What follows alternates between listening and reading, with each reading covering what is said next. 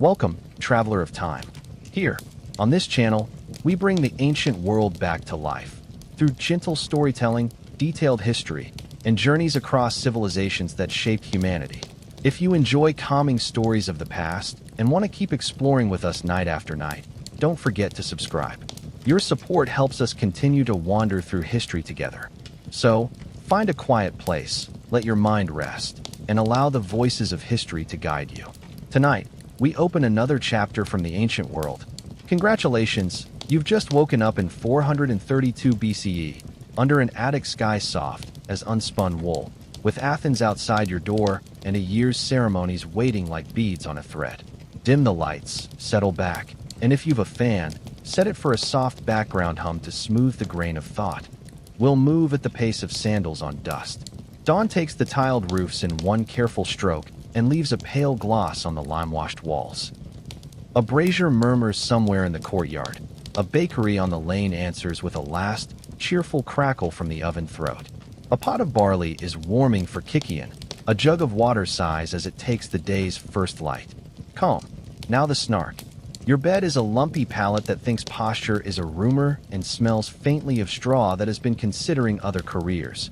Yes, you are very brave. The house, by contrast, is modest and capable. 2 rooms arranged around a peristyle square where ivy minds its manners and shade is treated as a civic good. You're not here for decor. You're here for the calendar, the Attic roll of months that begins not in winter's sulks, but in high summer with Hecatombean, when the Panathenaia parades Athena's new robe past columns that pretend not to be impressed. We'll walk a whole year in 30 steps. Hecatombean, Metagetian, Bodromian, Pyaneptian, Maymacterian, Poseidian, Gamelion, Anthesterian, Elaphebolian, Menician, Thargelian, Skyrophorion. 12 doors, plus a spare if the officials insert a second Poseidian to make the moon and the polis agree. Calm. Cicadas start their patient saw work in the olive trees. Snark. Somewhere a clerk is sharpening a stylus to fine you for not remembering all that in order. Before we step out, a word about vino. Wine is a citizen of this city, never raw, always diluted. 3 parts water to 1 of wine in a crater, then carried in an oinakoi and coaxed into a kylix broad as a smile. Offerings. Offered. Begin and end with it. A thin stream to the ground for the gods, a thinner one for the heroic dead, the rest for your neighbors who pretend not to notice they've been included last. Calm. The smell of resin. Cool clay. Crushed time. Snark. If you try it neat, you will understand instantly why Greek pottery often has figures lying down. A door shrine at your threshold smolders resin with the little, well-bred smoke of a thing that knows it matters without shouting. You crumble barley groats in a pinch, because custom is a chain that works best when you don't tug it. The alley is beginning to behave like a city. A bronze hinge announces itself. A mule snorts and reconsiders the afternoon. Someone raps a jar to see if it has remembered to be empty. From a fountainhead carved as a lion, water makes its even descent into a basin polished by 1,000 unimportant thirsts. We'll hold to our rhythm. 2 breaths of quiet for every crooked grin, because this is sleep history, and even the gods like to be handled kindly before you tease them. So, a path of pale dust under sandals, laurel showing the best green it can afford, the long, slow shadow of the Acropolis leaning west like an elder with good stories. And then the jab. You arrive with nothing but modern confidence. The Athenians arrive with rules, registers, and rituals, and they will beat you with all 3 while pouring you wine and calling it friendship. Today falls near the start of Hecatombean, when the heat stays pinned to the hills and the city decides that ceremony is better than complaining. In a side court a girl is combing fleece. In a doorway a boy smears honey on a Polano's cake. In the lane a man is trying to convince a goat that destiny lies elsewhere. The air tastes of fig milk and clay. Calm, and then the grin. Your tunic is already sticking to you in ways that suggest it is practicing social climbing. Listen for the city's small metronomes. A bronze clapper marks a storehouse hour. A stonecutter's rhythm makes square arguments with daylight. A priest's sandals hiss on the temple steps like polite rain. The calendario is not a parchment. It's this, beats of labor and pause hammered into civic time. The first grand drum this month is Panathenaia, We'll get there across part 2, but you can already see the warp threads. Girls practicing the procession pace with the seriousness of mathematicians. Weavers checking the Peplos robe for snags, as if the goddess were a patron with opinions. Flute players bargaining with the wind for steady notes. For now, we break gently into the year by visiting small shrines that keep festival every day by sheer obstinacy. A pot on a low altar holds poppies and oregano. A terracotta Athena watches with that muscular patience Greek statues teach the stone to believe in. A clay Hermes is smiling like a postman who knows where you live even when you don't. Calm. The faint salt from the sea lifts into the streets. Figs on a tray crack their skins and admit sweetness without fuss. Snark. Your sandals are democratic. Every pebble now has a vote. You ask what to bring when a festival knocks. The answer is always some form of offerta. Barley to cast, honey to gloss, oil to comfort, wine to remember. A lamb if you can afford courage. A cake shaped like a woman's hand if you can't. The sacrifice is not a bloodthirsty scene from modern nightmares. It's a public meal with rules. Priests and magistrates taste first not because they are greedy, but because legality is a course that must be served hot. Calm. Smoke lifts, slow and good, and the smell is less drama than kitchen. Snark. You, who can barely operate a toaster, are about to critique the physics of roasting on a spit. The gods forgive, the cooks do not. Our year will pass temple by temple, from Hecatombane's Panathenaia to Skyrophorion's shade-making rites, leaning into the great arcs, the Eleusinian mysteries of Bodromion, the grain-sweet thesmophoria of Pyaneption, the anthysteria in deep winter when wine jars are cracked open and the city remembers Dionysus, has a sense of humor and a long memory. In between run the quieter processions.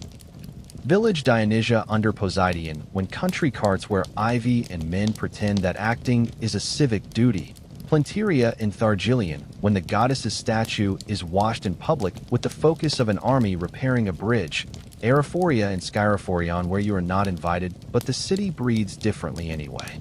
A pause. Hear a distant bronze gong from the harbor, a note of business folding into mourning. The agora finds its volume. Stall awnings go up like eyelids. Fish show their silver to the sun and then stop negotiating. A potter draws a line on clay with a nail and proves he doesn't need confidence when he has practice. Calm. Olive leaves show their undersides to the breeze. Snark. You're about to call this rustic minimalism, as if the Athenians were decorating a rental. Because we're telling a year, we must also tell the accounting that oils it. Every festival is a recipe. Who brings the wood? Who measures the grain for cakes? Which family's girls carry the baskets? Which archon reads the names? And who gets fined for arriving when the procession has already practiced its turns? Athens is perfectly capable of romance. It simply prefers romance to be fully itemized. Calm. A scribe wets his stylus, not out of drama, but out of habit. Snark. You, who once missed 3 birthdays because your phone lost the calendar invite, are already in debt to a system that runs on moonlight and memory. We'll end part 1 with a small rehearsal. At a modest street-side altar, a neighbor pours a first libation, a spond of watered wine, a tilt of the wrist that looks like handwriting. He sets down a handful of barley, the old language everyone understands. He breaks a cake and shares it with whoever is closer to politeness than to hunger. Calm. Smoke rises straight for a breath, then hesitates and drifts as if deciding which god to flatter first. Snark. Yes, the wine really is watered. No, they're not doing it wrong. You are. Before we lie back, an early transition tease so your thoughts can wander kindly later.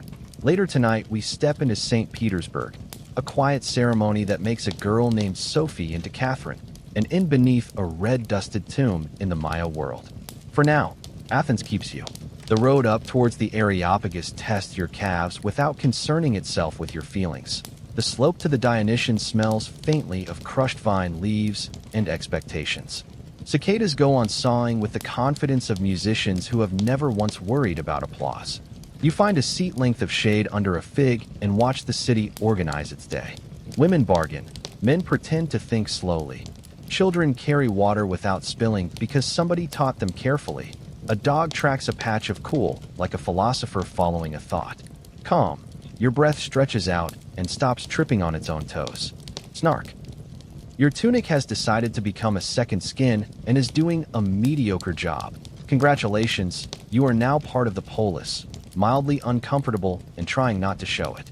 Here's the bargain for the whole series. I will bring you the calendar and the offerings and the wine, the crowds and the quiet, the public law and the private tenderness. You will bring the patience to walk slow and the courtesy not to fix the past with modern glue. If this pace helps you drift, note the mid-series reminder for later. If this pace helps you drift, you can subscribe so the next night journey finds you. For now, breathe. Athens sets the month to Hecatombean, and the year is opening like a gate. One last image before we dim fully. On the ridge of the Acropolis, a worker checks the Peplos hem a final time and smiles because cloth, unlike opinion, can be measured. Down in the street, a boy balances a tray of honey cakes and looks as serious as a general. A priest warms his hands over a brazier out of habit more than need. The lion of the fountain keeps pouring water that never remembers yesterday. Calm. A swallow writes a thin, dark bracket over your head. Snark. You will call it a sign. The Athenians call it spring, law, and to-do list. Sleep if you like. Or sit with me for part 2, where the Panathenaia steps into view and the year learns to walk in procession. The Panathenaia steps into view not as a single shout, but as a city-sized intake of breath. The morning is bright without being brash. The light climbs the Areopagus as if it had appointments to keep. On the Panathenaic way, the dust lies flat and cooperative, as though it has rehearsed this. Calm. Laurel garlands are being dipped in water and lifted out to shine. The dye on a girl's sash has the good temper of matter set properly. Snark. You have brought only enthusiasm and soft modern angles. The street has brought stone. Athens runs 2 versions. Lesser Panathenaia every year, Great Panathenaia every 4th, with extra contests and longer pride, and you've woken into a year generous enough to be great. The Peplos for Athena Polias is finished, woven under anxious eyes by women who can tell the difference between a goddess's robe and a politician's promise. The Ergastani and Erepheroi have threaded their careful hours into cloth that will climb the mast of a ceremonial ship cart and sail up the city. Calm. Somewhere a loom is being patted like a good horse. A dog yawns once and decides civilization is fine. Snark. If you call the Peplos merch, I will make you carry the mast. The way fills politely. Rhapsodes with the self-belief of men who know Homer by heart lick their lips and test a line in their throats. Flute players breathe into alloy and then stop, as if asking the day to be reasonable. Boys with olive-crowned heads hold ropes attached to complacent cattle that will steadily forget they are alive at the top of the hill. Calm. Olive leaves flash their pale undersides like fish turning in a slow river. The sea sends up a salt note that threads the alleys and tugs memory towards harbors and arrivals. Snark. You are calculating how far you could follow the procession and still get back for a nap. The answer is not far and no. From the Dipolon gate, the line begins to knit itself. Cane baskets of barley for the preliminary cast, hydrii filled for libations, little thymioteria for incense that will make the air smell like stubborn sweetness. There are medics trying not to look too proud of being included. Citizens pretending they haven't practiced the stately pace in the courtyard. Priests and officials doing their level best to be both calm and correct in public, which is the hardest thing Athens asks. Calm. Sandals at a measured beat, linen breathing in time. A swallow riding a bracket of shadow from portico to portico. Snark. Your stride keeps slipping into a march or a shuffle. The city would like you to pick a third option called procession. Hear a soft bronze clapper at the head. No bells here. Not quite, but the same persuasion. A tapfold of time that implies now is the correct moment. The ship cart moves, Peplos unfurling on its tall mast like a vertical river of saffron with monsters woven where they belong. The story on the cloth remembers Gigantomachy, because Athena is not merely civic good sense. She is a spear with a library. Calm. The Peplos takes wind and the threads show their depth. Elderly men who never praise anything allow themselves a private nod. Snark. You, who once struggled with a flat sheet, are contemplating offering notes on the selvage. We move. The Panathenaic way lifts gently, and as it climbs, so does the program. At the agora margins, tables for the musical contests wait. Kythera and Aulos, singers whose chests have practiced housing breath. Beyond, the starting lines for athletic events. Foot races, pancration that swears its art. Apobates charioteers who leap down armored and run beside their carts with the calm of lunatics. Elsewhere, prize amphorae painted with Athena striding, filled with olive oil measured like diplomacy. Calm. Oil glints inside a dark jar like domesticated sunlight. A scribe's wax tablet warms in his hand and keeps its important thumbprint. Snark. Yes, prizes are heavy. No, you may not swap for tokens and a tote. The sacred is threaded through the sport like gold wire through a garment. At each halt, someone casts barley with the rhythm of a reader turning pages. Someone breaks a Polano's cake. Someone pours a thin spawn to the ground and lets the dry mouth of earth drink first. The hecatomb waits in the thought of the cattle, not yet in their bodies. The word is grand. 100. But reckon it as the city's way of saying, enough for everyone plus a lesson in gratitude. Calm. Smoke from early braziers lifts straight and then loses its mind. Ivy crowns get adjusted with the clumsy gentleness of hands that don't usually work with leaves. Snark. You are composing an edgy speech about public consumption and immediately remembering that you once ate a whole cheese toast tie in your car and called it philosophy. At the foot of the Panathenaia, the procession narrows. The sacred rope, cathartian, keeps the line clean of accidents and opinions. Officials with rods create a channel out of noise. The stone underfoot has learned the exact pressure of ceremony. It receives sandals with the tolerance of old arguments resolved by walking. Calm. The city darkens a shade as you pass under the Panathenaia roofline. Voices lower as if a hand had flattened the air into order. Snark. You are considering whether your posture is being judged. It is. Carry on. On the Acropolis, the climax begins in small pieces and ends in a meal. The Peplos goes to the Polias with handling that would shame a jeweler. The cattle stand very still for a very brief time. Knives that have been honest all year become more honest. Blood is caught, burned, returned. Smoke signals success in a grammar everyone can read. Calm. The first bite of roasted thigh is shared between priesthood and city, not as privilege, but as procedure. The rest will go outwards in a long, civil rain of slices. Snark. You are surprised at the lack of tears and arias. The Athenians regard competence as a better hymn. After the formalities, games proper, races, leaps, dusty grips that have trained in courtyards for months. If it is the great year, there will be boat races in the harbor, and you can choose to believe that the oars keep time with citizens' hearts, or you can admit that training does the miracle. Either way, water claps the hulls, and the city applauds with actual hands. Calm. Olive shade along the bank. Fish flash like approvals. The smell of pitch is honest and not apologetic. Snark. You are about to pick a favorite, invent a backstory, and spend an afternoon in a moral relationship with a boat. At evening, the lampadodromia, the torch race, runs its line into dusk. Teams pass flame hand to hand, racing not to extinguish but to preserve. The first group to arrive with light intact wins, and the metaphor strides through town without even needing shoes. Calm. You can hear the soft gutter of olive oil and clay. The runner's feet brush the dust like polite wind. Faces glow and then return to normal shadows. Snark. You, who have failed to keep a scented candle from quitting during a bath, are currently moved to tears by a truly competent teenager. Night comes with the practiced hush of insects, the steady murmur of neighbors untangling the day, and the city relaxing into the satisfaction of ceremony that did not drop its seams. In courtyards, the crater is mixed to decent ratios. Libations go to ground. Stories lengthen. Calm. A loaf's crust clicks as it cools. Figs darken towards sugar. The sky invents another handful of stars and pretends that is new. Snark. Someone tries the wine neat and discovers Dionysus put his lessons in the label for a reason. Before sleep and accounting, because Athens does both poetry and sums. The Archon Basilius has ticked lines. The girls who carry baskets have been praised for not tripping. The Agenothetai have noted prizes issued. A man pays a small penalty for obstructing the procession with a card at the wrong hour and is grateful it is not larger. Calm. A stylist closes a wax tablet with a neat fold. A priest washes his hands with that particular satisfaction that belongs to work finished and not merely stopped. Snark.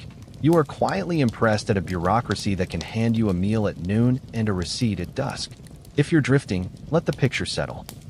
The mast lowered, the Peplos folded with hands that do not hurry, torches guttering out in water bowls with little sighs, the stones cooling under your feet as if the hill itself were exhaling. If this pace helps you drift, you can subscribe so the next night journey finds you. For now, the Panathenaia has finished speaking in the bright voice, and the city switches to the whisper it uses for digestion and gossip. Tomorrow, the calendar turns its page to Metageitnian, the moving month, and we will go visiting colonies, neighbors, and the god who minds the front door. Metageitnian arrives like a cart that has remembered a second errand, the month named for moving along, 6. N and roads have opinions. The city wakes in a softer key after the proud noise of the Panathenaia. Courtyards are full of baskets and decisions. Doorposts are newly rubbed with oil. Old ropes are measured against new loads with the skepticism of veterans. Calm. A jug knocks a jug and decides not to quarrel. The light folds itself across lintels as if it has practiced. The Hestia flame in a corner brazier keeps a small, excellent circle. Snark. Your modern storage solutions consist of optimism and a sheet. Athens would like a word, and it is inventory. We go out under an attic mourning the color of porcelain that someone sensible has decided not to decorate. On the threshold, a palm-sized dish holds barley and 2 olives, an offerta to Hermes Propylaeos, watcher at the gate, because movement without courtesy is theft and movement with courtesy is festival. A girl ties a sprig of bay above the door. A boy chalks a traveling list on a broken shard. Someone laughs in a tone that admits the list is already wrong and will be rewritten by feet. Calm. Sandals learn today's grammar. A goat bell makes a single plink and then retires. The street's dust behaves like a polite rumor. Snark. You call it spontaneous. The calendario calls it Metageitnian and expects receipts. The patron of all this civil motion is Apollo in his neighborly mood, Metageitnios, the god who presides when demes visit demes and when citizens change address without changing who they are. We walk towards a small suburban shrine where the god receives modest bread loaves with the crosswise finger marks women make when dough has behaved. There is a bronze tripod with the humility of an object that knows it will be useful again. A laurel branch leans like a good idea. Calm. Incense lifts without melodrama. Bees go on doing the ancient arithmetic of flowers. The breeze smells of pine resin and plaster drying honestly. Snark. You are prepared to critique urban planning with the confidence of a person who once moved house by borrowing a friend and a bad idea. Neighbors greet neighbors with the light touch of people who live within throwing distance of one another's washing.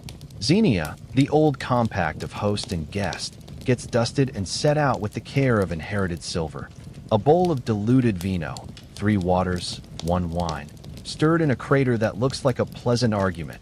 A sliver of cheese that has opinions. A fig given without the speech that ruins gifts. Calm. The cup sweats faintly on the rim where the clay remembers the kiln. A swallow scribbles an approving dash under the eaves. The street is a kind hallway. Snark. Your instinct is to Instagram the crater. The god's instinct is to mark down diluted, as civilization demands, and fine you later for thinking neat wine and neat ideas go together. On the hill paths, the demes hike in with their banners, nothing loud. Paint on cloth, a goat hair tassel, a household emblem that means everything and costs almost nothing. They bring Pelanoi honey cakes, fruit, small oil flasks for the village altar, and a longer kind of patience than modern logistics can invoice. Men argue gently about boundary stones as if rocks might be persuaded into broader minds. Women swap recipes that are actually subtle votes on politics. A child negotiates a clay herm nose first and emerges proud of possessing dignity. Calm. A hand lifts to shade the eyes and comes down full of sun. Cicadas saw at the day like craftsmen on salary. An old man tests a walking stick and decides the hill is older. Snark. You consider making a speech about community. Metageitnian has already made it with cake. We stop at a crossroads where a herm, square pillar, bearded head, unignorable anatomy, keeps the turning honest. A bowl of barley sits at its base. A small spawn darkens the dust. Two travelers kiss fingers to stone because the best superstition is the one that keeps your ankles out of lawsuits. A scribe in a cheap wreath notes who has moved their household hearth and where the new flame was taken from. Hestia does not appreciate being reinvented. She likes continuity to arrive in a clay pan carried steady. Calm. The coal in the brazier winks like a friendly conspirator. A dog yawns in the shape of an oracle and says nothing useful. The shade of an olive moves one neat span along a wall. Snark. You, who once started fresh by buying a scented candle, are currently being chaperoned by a goddess who thinks continuity is oxygen and you are a toddler with matches. Mid-morning finds us by the Panathenaia shrine where offerings are pledged for safe relocations and polite endings. A family dedicates a small terracotta model of a ladder because their life has been climbing for a year. A mason leaves a bronze nail with a bow of blue thread for the roof that didn't betray him. A sailor promises vino from the next cargo if the harbor keeps remembering where the bottom is. Calm. A boy plucks a kithara string and it stays. A cloud folds itself once and becomes geography. The smell of time puts an arm around your shoulder. Snark. Someone suggests moving farther, founding a colony. You think of your flat and decide that empire is a letter you'll answer later. Lunch happens by accident in the shade of a portico. Barley bread dipped in oil cut with vinegar, olives that taste of patience, onions that ensure honesty in close conversation, a cup of vino that behaves as it should and refuses to help your worst ideas. The talk is about walls that will need repairing before winter and cousins who would like to be nearer, about dowries that are mostly in promises and a mule that is mostly in moods. Calm. A fly's shadow makes a silent circuit over the board. A shard of bright glaze turns up in the dust like luck. Somewhere a water clock sighs another unit from the day. Snark. You could fall asleep right here, which is exactly when a cart finds a rut and informs your spine that the city is not a hammock. In the afternoon, the moving crews get philosophical. A rope maker walks backwards, paying out twist with the cautious grace of a man who knows how often a knot is immoral. Two lads shoulder a chest with the violence of friendship. An ant supervises from a stool with the imperium of a small island nation. A woman carries a brazier pan glowing like a secret. She has the steps of a person who has moved fire and never dropped an oath into it. Calm. The smell of charcoal is a slow drum. A distant handbell rings twice from a shop that practices punctuality. A cat discovers new ownership of an old threshold. Snark. You offer to help and are given a task that cannot be ruined, which is to stand in a doorway and look like a good omen. Along the long road to the harbor, the neighbor month shows its other face. Visiting salamis, exchanging hostages of goodwill with Eleusis, sending small embassies who look like cousins with better sandals. At a way station altar, a traveling pair pours a spawn. First to Zeus Xenios, then to Athena, then to the road itself which has carried them without telling their secrets. Calm. Sea salt enters the lungs and rearranges the furniture. A gull considers whether to comment and declines on aesthetic grounds. Light on water tries not to overdo itself and fails politely. Snark. You are calculating whether your sea legs are a concept or a prank. The fairy answers in chopped promises, and you believe it. Back among the houses, the Metoikoi, resident aliens, indispensable and never allowed to forget it, present offered at their own shrines. A small bronze of Isis here, a Phoenician Astarte there, gods wearing foreign vowels but enjoying local wine. Athens nods, notes the tax category, and eats the cake. The arrangement is not romance, but it cooks. Calm. Incense of different habits mingles and declines to argue. A potter's wheel hums the same old circle. Two languages share a joke and discover it survives translation. Snark. You are touched by cosmopolitanism and immediately correct yourself into admiring accounting. Dusk lowers the day's lid with professional care. Those who moved have lit their Hestia from the saved coal. Those who stayed have watered door thresholds to settle dust and invite good dreams. Those still deciding pour a thin libation for the intelligence to choose. A crater is mixed and the ladle decides fairness. Children run messages between new addresses with the prestige of ambassadors. An old woman taps 3 times on the new lintel with a spoon and refuses to explain. Calm. Night insects begin their single excellent note. Bread crusts click as they relinquish heat. The sky achieves a blue that will not be improved by adjectives. Snark. Somebody tries the wine neat and rediscovers why Anthesterion keeps the keys to those jars for winter and not for today. Before sleep, a small reckoning. The Archon has received the lists of households who changed their hearth. The scribe has folded his wax and will sharpen in the morning. The rope maker has promised his back a kinder future and lied. Apollo Metageitneos has accepted his portions and is not displeased. Calm. Smoke rises thin and honest. A lamp turns its flame to a petal. A fig splits with the soft authority of ripeness.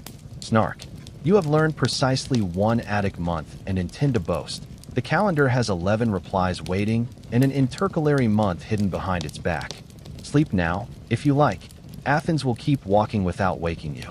Or lie in the long cool and listen for the distant oven crackle that means somebody is finishing a tray of chickpea cakes because virtue lives downstairs. Next time the year turns a corner into Bodromion, the month of help on the march, where Artemis takes her due and soldiers count the hour on their fingers, we will follow the thread from neighborliness to mustering, from olive crowns to spears that mind their etiquette. Bodromion comes on like a clarion that has learned its manners. The month of help on the march, of gods who step in when sandals slide, of public courage dressed in private routine. The light has shifted a finger's breadth towards autumn. Roofs hold a faint, baked hush from noon and release it at dawn like a polite exhalation. The water clock in a corner shrine pinches out the first measure as if time were sourdough that must be kept alive. Calm. Olive leaves show their pale undersides and then think better of drama. A brazier coughs an oven crackle once and retires. You can taste stone in the air the way you taste lime in well-behaved water. Snark. Your calves have written a petition against hills. Your sandals have unionized, and the helmet you were so eager to admire now smells like a bronze saucepan that married a leather strap in haste. The city rubs sleep from its eyes and finds Artemis Agrodera standing at the gate with her bow, the hunt reimagined as a promise. The vow after Marathon that goats would pay the city's thanks in numbers the treasury could bear and piety could count. On the 6th day the river breeze goes clean, and the altar at Agrai wears laurel that looks like reason. Calm. Goats blink, entirely unconfused about being goats. The priest's knife glints without boasting. Young men in tidy ranks shift weight from foot to foot the way or shift the sea. Snark. You arrive with opinions about humane practice and discover that Athens, while fond of talk, conducts its gratitude like accounting. Line by line. Smoke up, meat down, everyone eating and nobody pretending a roast is philosophy. Just upriver, Apollo Bodromios, helper in need, gets his due. The god of the timely arrival, of we were about to lose, and then someone remembered the plan, of clean flutes in dusty air. A table holds Pelanoi, honey cakes cross-marked by careful fingers, and a modest tripod that looks like a small argument resolved. Calm.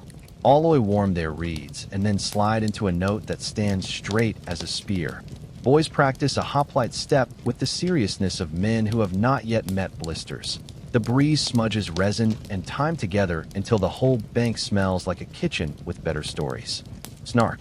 You whisper that guile wins wars. Apollo, who wrote the tune people march to, tells you guile is simply timing with punctuation. But the great river in Bodromion is not the Ilissos. It is the one that runs between Athens and Eleusis, and it carries the mysteries like a barge of quiet. What can be told is simple. What cannot be told is the point. The Hierarchix proclaims the truce. Whoever has blood on his hands must wash it properly or stay away. Athenians and Greek speakers are invited. The city makes a space where human mess is acknowledged and also told to queue. Calm. The announcement unrolls under the stoa like a bolt of dry cloth. Pigeons pretend literacy. A child is hushed with a grape. Snark. You lean forward to take notes. A priest looks you over, and your curiosity begs for mercy in 6 dead languages. First there is halate mistai, to the sea, initiates, and the road pours towards Phaleron with piglets tucked under arms like quarrelsome water skins.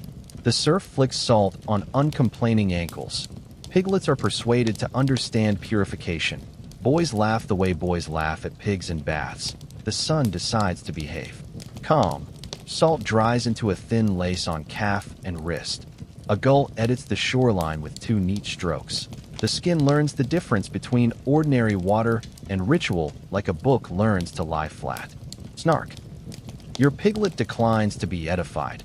It registers its complaint on your tunic, and you receive the ancient Greek sacrament known as "don't wear white to religion."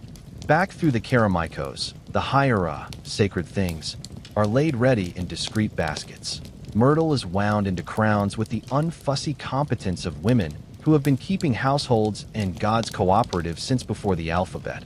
A thin Kikian, barley, and pennyroyal waits in cool pots to remind hunger that revelation rides in on simple fare. Calm. The pennyroyal's green breath lifts in the shade. Barley dust has the soft grit of law. Clay sweats a ring that looks like an eclipse. Somewhere a rhapsode's voice tries 3 lines and then stores them away, because this is not the day for echo. Snark. You have brought modern palate and modern courage. The Kikian tastes like agriculture with a minor in medicine, and you suddenly respect why wine was invented. The procession, that long, frank spine of the festival, steps out along the sacred way, not fast, not slow, just law-length. Iacchos. Iacchos, the shout rides ahead like a torch at noon. Banners with earth colors take on sky. Old men walk as if the miles were beads they have polished. Girls keep baskets steady. Sistai, lidded baskets. Hide the things you will not see. Calm. A lizard claims a milestone and forgives the nation. The columns of the roadside shrines accept garlands that do not match and become beautiful. Dust rises only high enough to prove it is paying attention. Snark. Your stride wants either a march or a nap. The procession demands the third option again. Procession, a pace modern ankles regard as a personality test. At the bridge over the Sophisos, the air changes. This is the place of the Jepharismoi, the ritual jests. Obscenity peeks out like a mischievous saint, not to degrade but to level, to remind the proud that bodies are identical under politics. Calm. Laughter arrives in a key that has no malice, only muscle. A fig vendor passes a basket across the crowd like a verdict everyone agrees with. A woman with fine earrings snorts in an attractive and democratic way. Snark. You prepare to be offended, discover you cannot be, and are cross with yourself for losing the opportunity.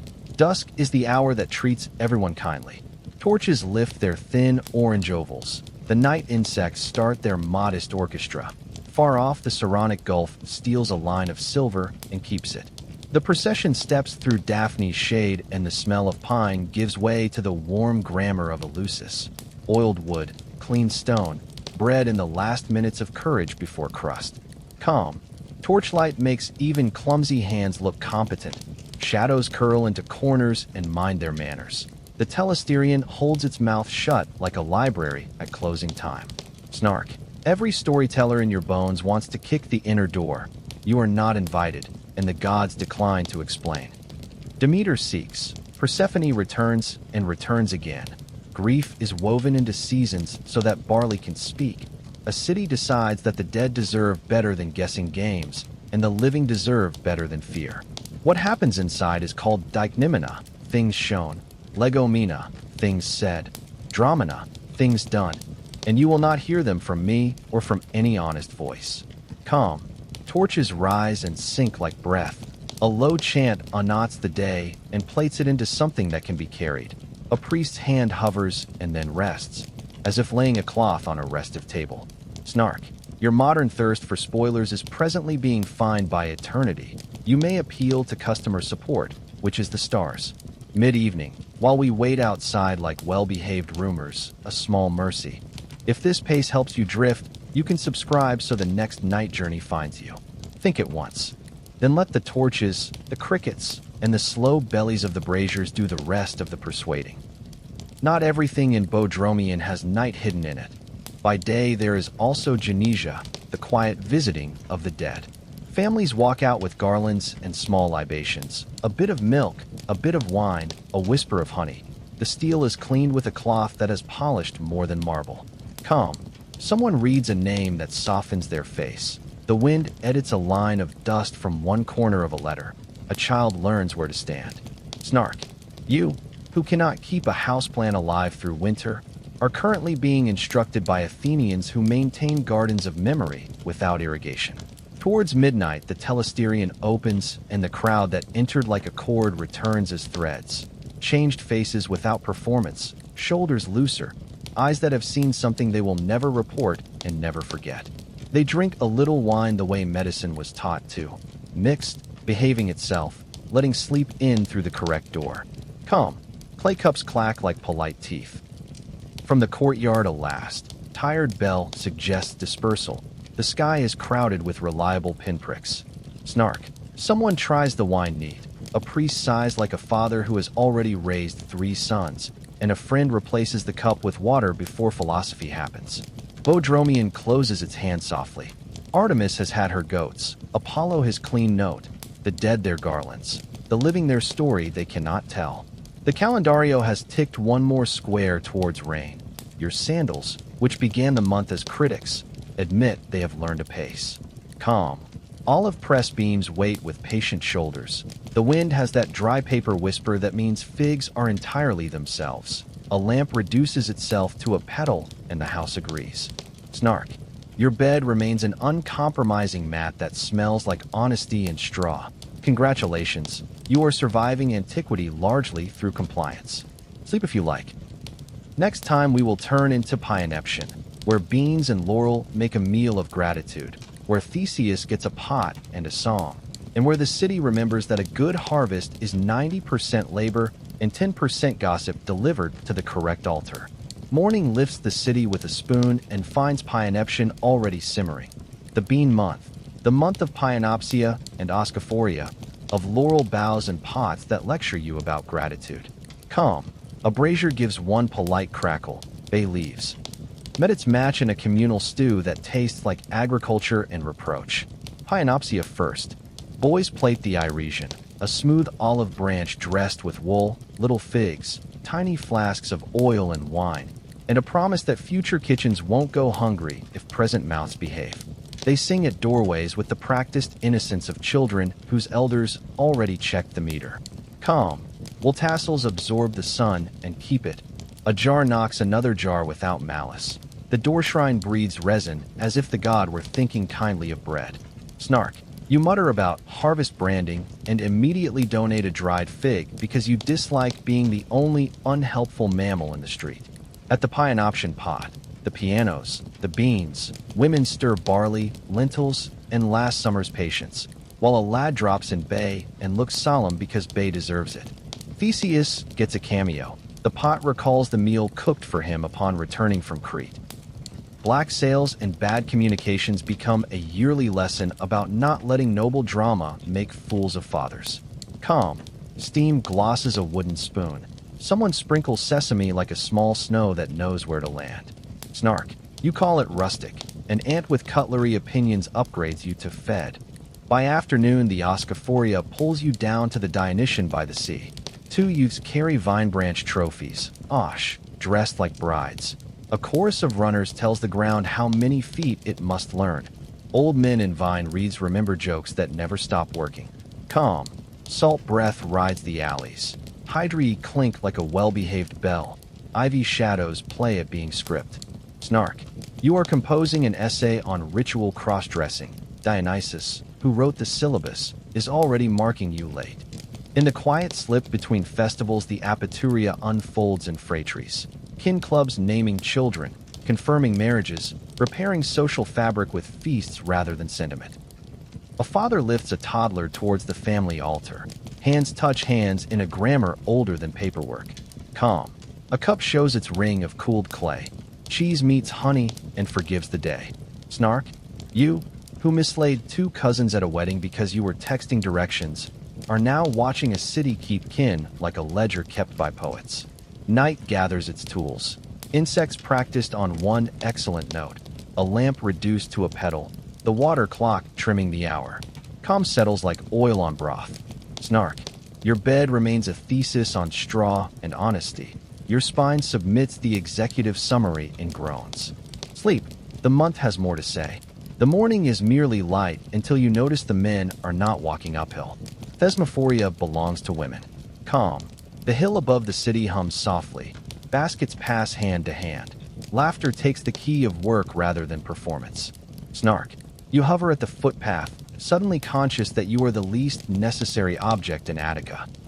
They go up with pigs already long rendered into tokens, cakes in leaf shapes, torches, and that unarguable competence reserved for people who keep households alive. Onodos, ascent. Nestiae, fast. Kalagenia, beautiful births 3 days threaded on a cord of earth scents. Calm. Pine shade stitches the path. The ground smells of warm thyme and old rain. Snark. You prepare a speech on fertility symbolism. Attica prepares lunch and a rule against eavesdropping. From below, what you may say, they cast barley. They keep rules. No garlic here. No men there. Because ritual is a form of architecture, and these walls hold back more than weather. At appointed pits, the deposited piglets from months ago are lifted in clean cloth. The turned earth becomes maliros, fertility scrap mixed into seed. Tomorrow's grain will respect women's hands because it remembers debt. Calm. A thin line of smoke edits the sky. A fig splits with the right sound. Snark. Aristophanes once wrote a comedy about men invading. You are not him. The hill is not amused. At dusk, songs soft enough to be private ride the air like linen. The city below pretends not to listen. Husbands cook with varying success and discover a stew can be both edible and apologetic. Calm. A brazier gives one last crackle. Dogs decide to be municipal boundaries. Snark. You, inventor of the takeaway, are moved by a dinner that forgot to ask for thanks. On Kalagenia they come down, tired, victorious, untheatrical. You see bread distributed with the casual fairness that makes law look like courtesy. Calm. A child is lifted to see a garland. He does not forget where bread came from. Snark. You were about to praise the state. The month reminds you who built the state's breakfast.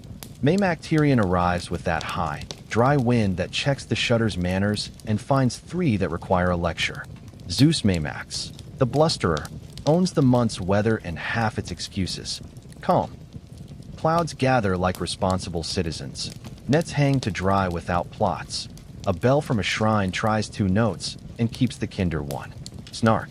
Your cloak, purchased for style, reveals an allergy to rain. Offerings to Zeus are modest. Ram, barley, promises to improve guttering. Farmers point to the sky with the resigned intimacy of people who have lost arguments with water before and will again. Calm. A plow is greased. Olive presses test their beams and nod. Snark. You propose weather apps. The priest proposes roofs. In town the month breathes paperwork and glue. Ships are readied for tighter seasons. A sacred trireme is checked for rituals later. Potters finish orders that winter will need. Men rehearse disputes. Boundary. Dower. Who borrowed which amphory and returned it talking back. Calm. A scribe's stylus ticks like balanced rain. A stove murmurs a paragraph of oven crackle. Snark. You aim to nap. Thunder successfully petitions against it. Women pour small libations to Hera Teliae, keeping marriages oiled. Men nod to Zeus Theseos, jar guardian of household stores, tying a string around a handled jar and calling it theology. Calm. Garlic braids and onions plated like arguments solved. Oil crocks covered. Mouths clean as good grammar. Snark. You prefer romance. The pantry prefers arithmetic. At month's end a gust walks the roofs. Shutters accept their fates. Temple bells remember they are bronze. Calm. Rain begins like an apology and acquires plot. Smoke straightens and disappears. A dog chooses undertable citizenship. Snark. Your bed, uninsulated, writes its memoirs into your bones. Welcome to honesty. When Poseidon opens, puddles have opinions and roads remember being riverbeds. City life yields the stage to villages. The country Dionysia strolls out with vine wreaths, phallic processions, homemade theater that improves by laughter. Calm. Ivy climbs a pole with the conviction of a well-funded rumor. Reed pipes try a tune and forgive the wind. The night insects rehearse their winter single. Snark. You cringe. The procession winks. The polis yawns fondly and finds no one. In farmyards, men shoulder wineskins. Women heckle with craft. Old jokes get their annual bath and return shiny. Improvised scenes. The Comos kiss fences, borrow porches, return them happier. Calm. Frost lifts off a field like a sheet off a sleepy child. Dogs join parades and forget to be rivalries. Snark. You compose a sniffy critique. Dionysus composes you. Mid-month, the Haloa at Eleusis lays out tables wide as patience. An emphatically women-led feast with jokes farmers would envy, with bread in shapes you will not explain to your tutor, with bowls of figs, pomegranates, and complicit laughter. Priests keep a distant, intelligent watch. Demeter approves with appetite rather than thunder. Calm. Torches mark out the field margins. The soil purrs like a god who's eaten. Snark. You blush for a living while women decide the year's luck like surgeons with cake.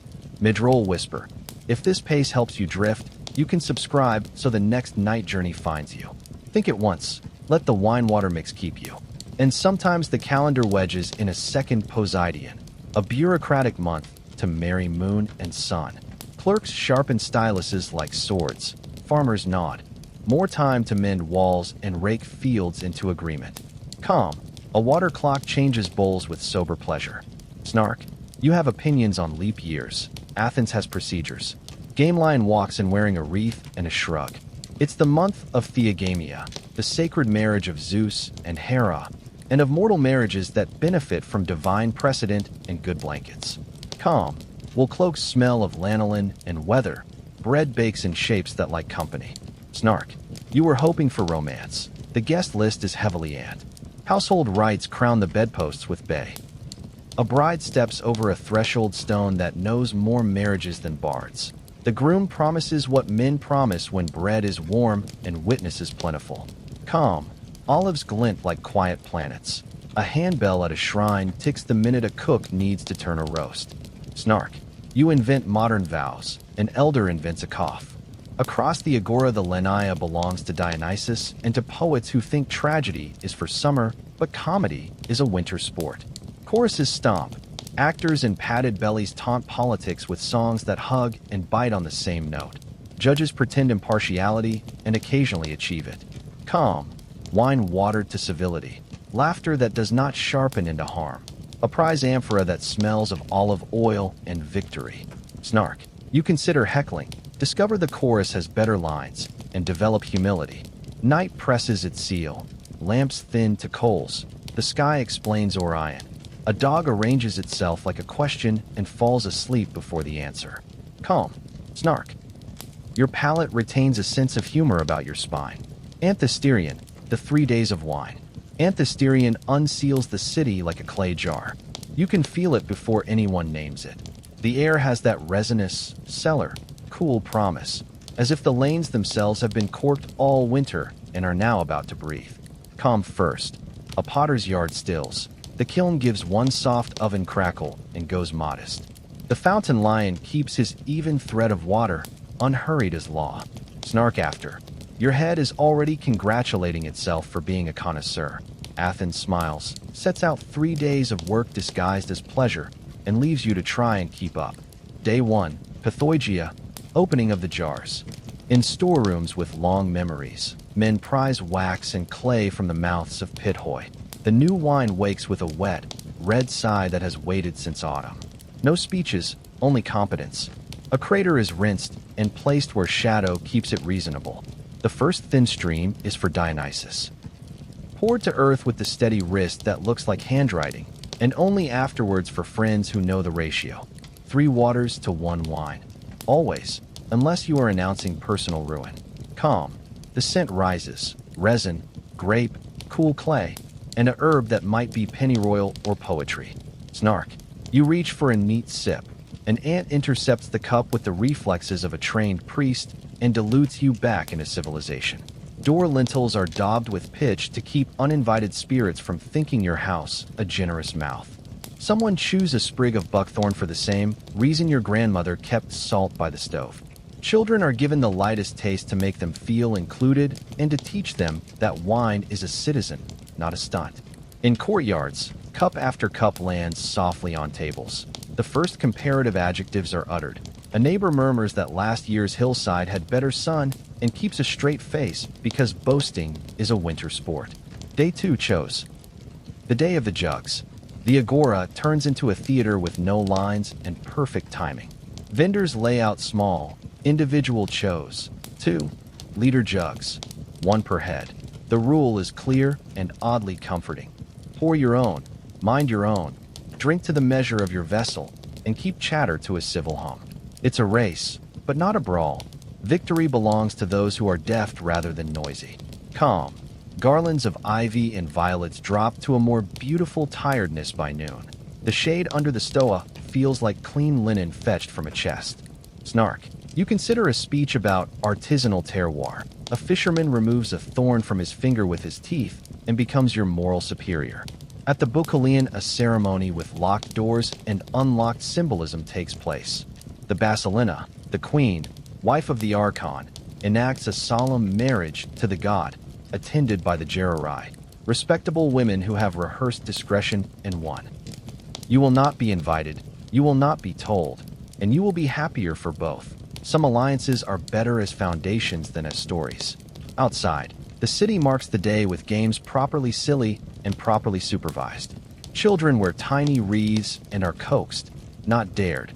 Laughter stays in the key of kindness. Back in the market, you learn the etiquette of silence.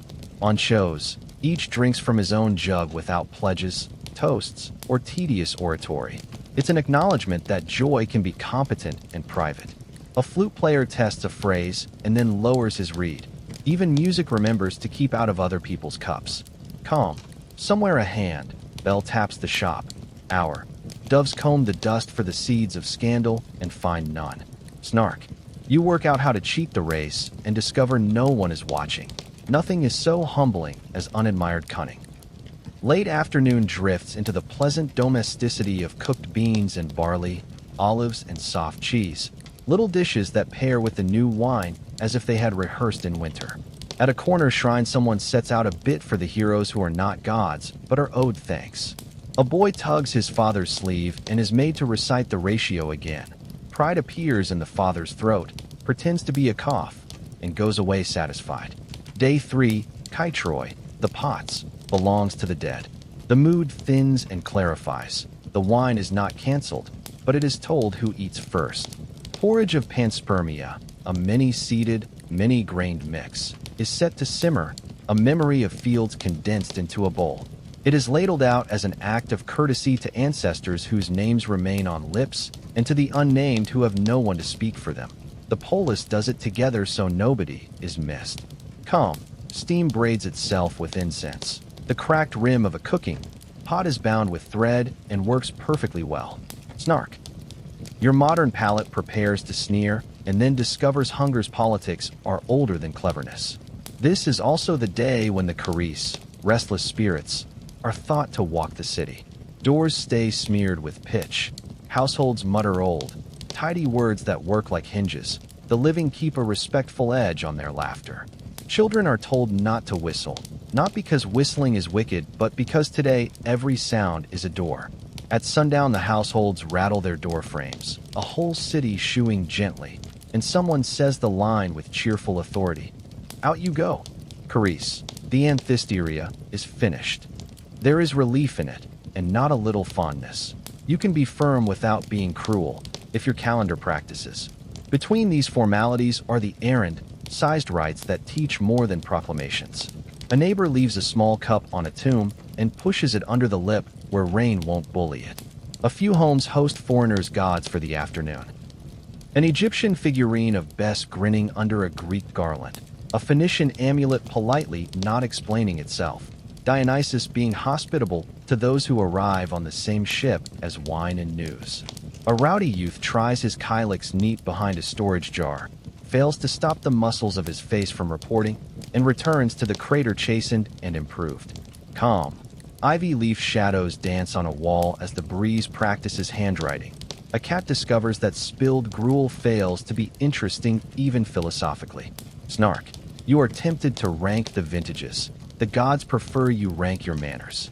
By evening of the third day, Anthesterion feels like a room that has been swept, aired, and put back into rightful use. Jars are sealed again or left honestly empty. A spare cup sits by the threshold for luck, which is another word for neighbor. A last bell from a harbor shrine. thin, sensible, almost apologetic, reminds the city that ships exist and accounts will be counted. Lamps turn their flames down to petals. Conversation folds into patches of quiet. Someone makes the final round with a jug and a patience that suggests love has been doing the heavy lifting all along. You lie down on a bed that remains a thesis on straw and candor. Through the shutter slats, night insects manage their single excellent note, and the world accepts the tempo. If you did not sleep, you learned. If you slept, you learned by other means. Anthesterion is not simply a binge with myth pinned to it. It's a civic classroom. How to open, how to share, how to honor guests who don't knock, and how to say, at the right hour, "That's enough. Thank you for coming. Home you go." Elaphebolion, the great Dionysia, the city stages itself. Morning lays a pale glaze over the southern slope, and the stone seats of the theater hold it like a memory. The air is clean in that harbor-washed way Athens prefers when it wants to think in public. Calm. A handbell from a booth near the stoa gives two tidy notes. Stall keepers draw awnings that behave. Laurel smells like a page just turned. Snark. You arrive certain you get Greek theater. Athens sets out 5 days and invites your confidence to take careful notes. The proagon has already done its courteous work. Poets and chorigoi presented, choruses shown, city praised without swagger. Now the pampa, procession, collects itself at the sanctuary of Dionysus Eleutherius below the Acropolis. Calm. Garlands in ivy and violet, boys steadying baskets, a small wheeled cart for the god's mask moving as politely as a priest's breath. The autumn wine's memory poured as libation on decent stone. Snark. You call it opening ceremony, as if this were sport. The god arching his eyebrow from the stage takes that under advisement. Citizens flow down the Panathenaia way and spill like ordered water into the precinct. There is sacrifice, competent, unhurried. Smoke walking skywards with the grammar everyone here can read. Calm. Flute pairs warm their reeds to a silver whisper. The sea pushes one cool thought up every alley. A child counts amphorae until numbers turn into a song. Snark. You propose to sit wherever you please. The proedria, front seats with names, suggest that democracy includes assigned chairs. Elaphebolion is more than art. It is the city turned inside out to show its stitches. Metoikoi, resident aliens, carry trays and pride. Envoys from allied cities glide in with tribute that glints, and Athens pretends to be surprised.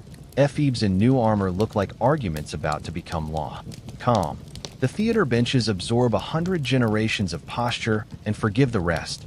A breeze tidies the torches to one calm flame each. Snark. You are ready to roll your eyes at propaganda. The polis nods. Yes, that too. And still asks you to listen. First business, the dithyrambic contests.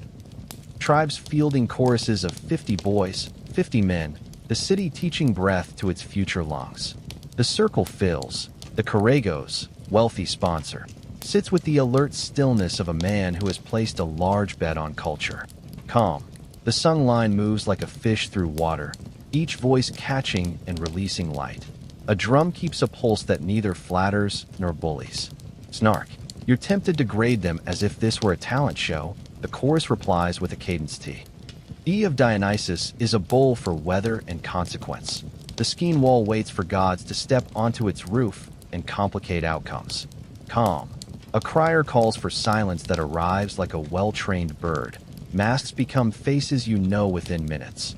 The first long speech lands cleanly, and in its wake the city remembers something it hadn't admitted. Snark. You promised yourself not to weep in public. Sophocles never signed that contract. The plays work in daylight, less magic than audit. A king argues himself into a corner while the chorus keeps the minutes. A queen bargains with memory. A messenger enters carrying the dust of somewhere you will never see and the truth you must. Calm. Olive shade slides along the upper tiers at the hour you most need it. A water seller's ladle reflects the stage like a portable moon. The audience breathes as if sharing one rib cage. Snark. You mutter, we've all heard this plot. Tragedy mutters back, and you've all lived it badly. Between episodes, public life steps onto the stage as if it belonged there, and it does. Names of benefactors are proclaimed. Men who fed the city in famine are thanked aloud. The war orphans, clothed by the state and trained to arms, stand in new panoply and receive a silence deeper than cheering. Calm. Bronze glows without swagger. Fathers swallow twice. The city pretends it is simply making announcements and convinces nobody. Snark. You came for catharsis. Athens dispenses policy with your tears.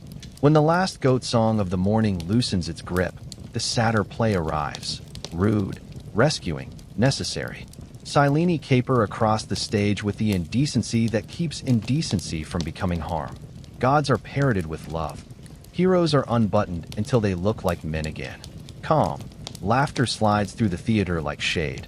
A flute finds a happier register. The city lets its jaw unclench. Snark. You are shocked at the costumes, or the lack of them. And then you laugh, because your ribs remember why jokes were invented. Mid-roll whisper, as promised. If this pace helps you drift, you can subscribe so the next night journey finds you. Think it once. Let the chorus carry the thought off stage, and keep the plot moving. Afternoon revives with comedy. Less prominent here than at the winter Panathenaia, but present and sharp.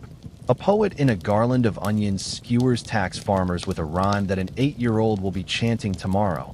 A chorus of clouds, frogs, or jurors performs the civic conscience in feather and felt. Calm. The sun leans to the west and becomes an ally. Vendors pass figs and watered wine along the rows with the economy of old hands. Snark. You recognize a politician in a mask and clap too loudly. Your neighbor recognizes your clap and smiles with every tooth his ancestors ever purchased. The Sharutai, chorus members, bow as one organism. The Didaskalos, teacher-director, looks 10 years older and 5 years prouder. The Karagos calculates olive oil prizes he will not receive and a bronze tripod he might. Calm. A child asleep on a mother's lap wakes for the applause and believes it was for him. For once, he is not entirely wrong. Snark. You attempt to start a standing ovation. The theater, which has seen inventors of enthusiasm in every century, sits and claps like an adult. Day ends as the city bruises purple. The slope turns to velvet underfoot. Torches light the stairs as if stars had politely dropped down to help. Calm. The night insects resume their single excellent note. The harbor sends one last salt exhale. A brazier on a porch gives its final crackle and considers itself off duty. Snark. You loudly rank the poets. The god marks you present, needs further study.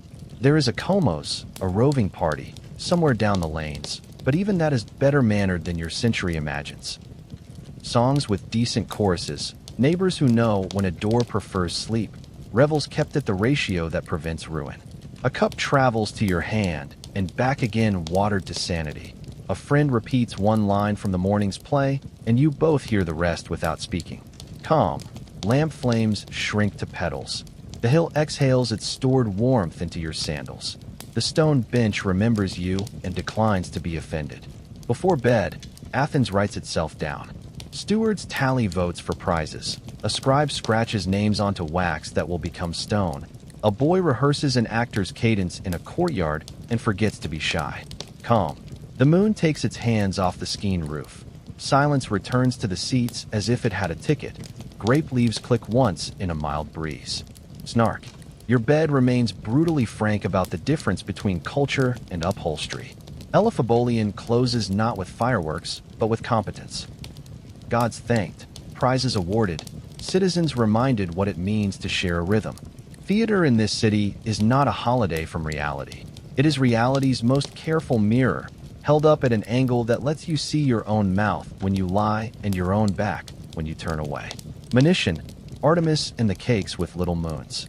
Morning comes in a harbor key, salt in the throat, tar in the nose, gulls riding short opinions in the air. The Piraeus sheds wake with a yawn of ropes. Oars lie stacked like orderly ribs. The sea presses its cool palm to the city's brow and finds no fever. Calm. A handbell at a ship sheet ticks twice, neat as a receipt. Swallows reverse engineer last year's nests under the eaves. Pitch softens, a black gloss with the courtesy to warn your fingers. Snark. You arrive eager to curate the day. Artemis Manichia prefers competence over captions and will not ask your permission.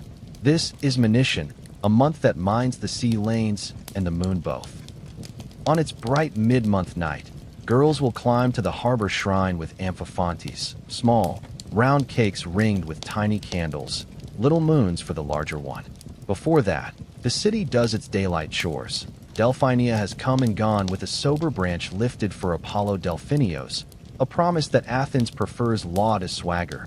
Shipwrights have inspected planking with the intimacy of surgeons. The harbor priest has looked at the winds as if they were minutes and nodded them into the record. Calm.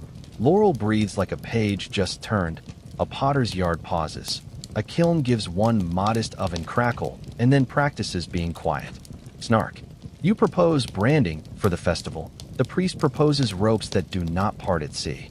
At the Delphinia rite, a branch bound with white wool, symbol of clean petition, was carried from town to Apollo's precinct near the portico of the Delphinion. Women with careful hands pinned ribbons. Men with careful faces said little.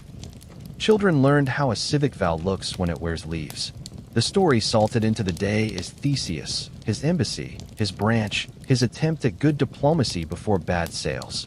But Athens is not a museum and declines to freeze for legend. Calm. The branch leans in its stand like a well-raised thought. A breeze braids laurel and sea smell into a single sentence. Snark. You are tempted to correct the myth. The city prefers you correct your posture.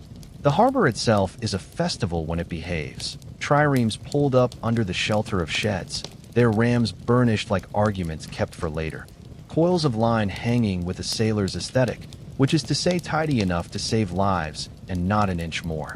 Lads hauling amphorae with the patience of people who will one day have knees. Calm. Water makes that small slap against stone that forgives last year's mistakes. Sunlight walks up a mast like a man climbing for a better idea. Snark. You have opinions about naval architecture. The ships prefer men who can lift. By late afternoon, streets point upwards. The hill at Munichia, the harbor's own height, keeps Artemis in a small precinct. No grand theater here, only stone that knows why it was placed. Women prepare the cakes, barley and honey, sometimes cheese, always care. Tiny candles set in a circle so the cake performs astronomy on a plate. You can smell sweet grain and bees work from a lane away. Calm. The wick takes a cautious fire and holds it. A girl's thumb leaves a clean print in honey and she licks it off quick. Guilty as religion and twice as lovely. Snark. You call them cupcakes once. A grandmother's eyebrows levy a multa payable in silence. The procession forms without fuss. Mothers straighten hems, not soles. Older girls keep younger ones from wobbling. Boys carry spare wicks and act indispensable, which is a rite of passage too. There's no drumline. The city already knows how to walk. Up they go, a necklace of small flames in the dusk, each light coaxed against the hill's breath with the flat of a hand. Calm. The sea below holds the moon in a shallow bowl. Olive shadows deepen and decline to be dramatic. A dog decides to accompany them and is neither scolded nor praised. Snark. You attempt to choreograph your awe. The climb edits you. At the precinct, Artemis Munichia receives more logistics than lyric. The priestess nods at the cakes as inventory is quietly kept. So many for the goddess, so many for the helpers, so many to be sent down to households where a girl is sick, or a mother is tired, or a widow is simply due the city's kindness. Someone strings a bit of ivy over the doorway. A pair of torches are set at the posts like sensible eyebrows. Calm. Smoke climbs with a straight, polite back. The goddess, carved modest and firm, regards the cakes the way you regard children who have taken your instruction and improved it. Snark. You angle for a better view. The moon angles for a better view of you and wins. A hymn follows, lapping rather than breaking. No visionary ecstasy. The city saves that for other gods. This one likes clarity. Girls sing about light, ships returning, quick feet on mountain paths, the kind of hunting that is also watchfulness. After all, who keeps a harbor if not a huntress with a long gaze? Calm. The note holds steady as a well-tempered rope. The candles flutter and then comport themselves. Snark. You draft a hot take on female agency in cultic performance and misplace your stylus on the first line. It's not all moon and sentiment. Down on the quays, men in work cloaks conduct a naval review with exactly zero romance. Oars counted, benches checked, pegs tapped, a drill that sounds like decision. A A trierarch with accountant's eyes inspects stores. The olive oil ration that keeps rowers' joints honest. The biscuits that behave in damp. The water skins that won't sulk. Calm. A handbell marks the change from checking to resting. Pitch fumes thin as night cools. A gull closes one eye like a clerk at the end of a shift. Snark. You propose a poem about the freedom of the sea. The boats propose discipline. Up on the hill again the cakes are shared, because Artemis is not hungry and girls are. Fingers come away shiny and the moon approves. An older woman presses a slice into the palm of a boy who carried wicks without dropping one. He takes it like a medal and tries to remember not to run. Calm. Laughter in the key of competence. Shawls drawn a little tighter as the breeze completes its evening rounds. Snark. You ask for the recipe and are given a list that includes enough, until, and when it looks right. Mid-roll whisper, soft and optional. If this pace helps you drift, you can subscribe so the next night journey finds you. Night finishes the lesson. Candles are pinched out with a lick of damp finger and custom. A few are left to die in their own time because mercy has many manners. The path downward twines with low voices, sandals and small stones. The occasional triumphant hiccup from a cake too quickly swallowed. Calm. Night insects take their single excellent note and set it gently under everything. A breeze lifts hair from the back of the neck and sets it down again. The harbor's black water keeps one scissor of silver where the moon won't quite let go. Snark. You look up and consider naming constellations. The sky, which has put up with better men, lets you try. Homewards, the city tidies itself. Doorway shrines get a touch of oil. A fragment of cake is left on a sill for luck, which is to say for whoever needs it next. A mother counts children by lamplight and gets the same number she set out with, which is the kind of miracle we should name more often. Calm. A lamp reduces itself to a petal. A loaf clicks as it finishes cooling. A cat patrols the boundary between roof and law. Snark. Your palate still believes in straw and in telling the truth about backs. Before sleep, small household Artemis has her tiny due. A ribbon taken from a girl's hair and laid by the door. A hunter's prayer to bring a father home before the next wind change. A thanks for a birth that went right in a winter no one enjoys remembering. None of it makes news. All of it makes a city. Monition will drift on with its minor duties. Another check of sheds, a quiet vow at Delphinia honored with a second branch and no flourish. A basket sent to a neighbor because her ankle twisted on the hill and the moon isn't a doctor. But the headline is written. Cakes with moons, ships that don't leak, girls who sing on pitch, a goddess who stands where sea and law shake hands. Thargelian-eyed, first fruits and the city's spring cleaning. Morning rests a cool palm on the roofs, and Thargelian answers with green grammar. Barley heads tipping sentences in the fields. Olive blossom powdering the lanes as if the month had been dusted for prints. Calm. A handbell from a stall keeps two exact notes. Time in a courtyard releases its little thunder when brushed. The fountain's lion keeps even breath, patient as a clerk. Snark. You arrive ready to curate Mediterranean spring. Athens arrives with loaves, lists, and laundry. First, the Thargelia, 2 days where Apollo and Artemis are thanked for making fields remember how to be food. The city plates early sheaves into tidy pride. Women shape the Thargelos loaves, round, scored, glazed with honey that pretends not to be boast, and lay them in baskets with bay and a few fraudulent almonds smuggled in by rich aunts. Calm. Dough blisters just enough. Oven tiles give a modest crackle and go shy. Smoke climbs with its spine straight. Snark. You say rustic. A woman with forearms like reason upgrades you to fed. At the sanctuary of Apollo Pythios, boys in clean wreaths warm their throats for a paean. That smooth, unshowy hymn that puts order back where winter mislaid it. The Corregos watches with the quiet terror of a man who has invested his purse in teenagers. Calm. Alloy pair and settle to a silver line. The sea pushes a cool thought up every alley. The first loaf is cut as if the knife were explaining justice. Snark. You give advice on tempo. A boy who can read meters and stone smiles with all the mercy of spring sun. Not all the month's shadows are soft, and Athens does not pretend. Old ritual remembers the pharmakoi. Scapegoat figures ushered out so the city can shed what it should not keep. In your century, the tale collects melodrama. Here it is discipline in myth's clothing. A controlled expulsion, a reminder that communities file their poisons with the hazardous waste, not under the bed. Calm. Wind tidies the dust from the steps. A rope creaks, competent as ever. Someone laughs in relief without the need to point. Snark. You compose a pamphlet. An elder answers with porridge and the sentence, eat first, argue later. And then the business that reads as housekeeping and is, in fact, theology. Plenteria and Calenteria, the city's spring cleaning of Athena Polius. On Plenteria, the goddess's ancient Zoanon is undressed. The Peplos goes to water. Temple rooms are emptied with the competence of a household that has moved furniture before. Business pauses not because people are pious in italics, but because the polis understands that some days are for maintenance, not spectacle. Calm. Women carry basins with surgeonly faces. Rope is coiled in circles that mean something. The smell is water on stone and a thin line of myrtle. Snark. You suggest outsourcing. Athena suggests you tidy your room. The city feels briefly Pyomicron Roroidatauno, out of service, and enjoys the honesty. Shops open halfway.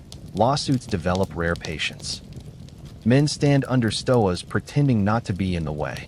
By Calenteria, the putting back begins. Lamps rehung, garlands renewed. The Peplos returned with fingers that would shame a jeweler. Calm. Fresh oil takes a Wix lesson in one try.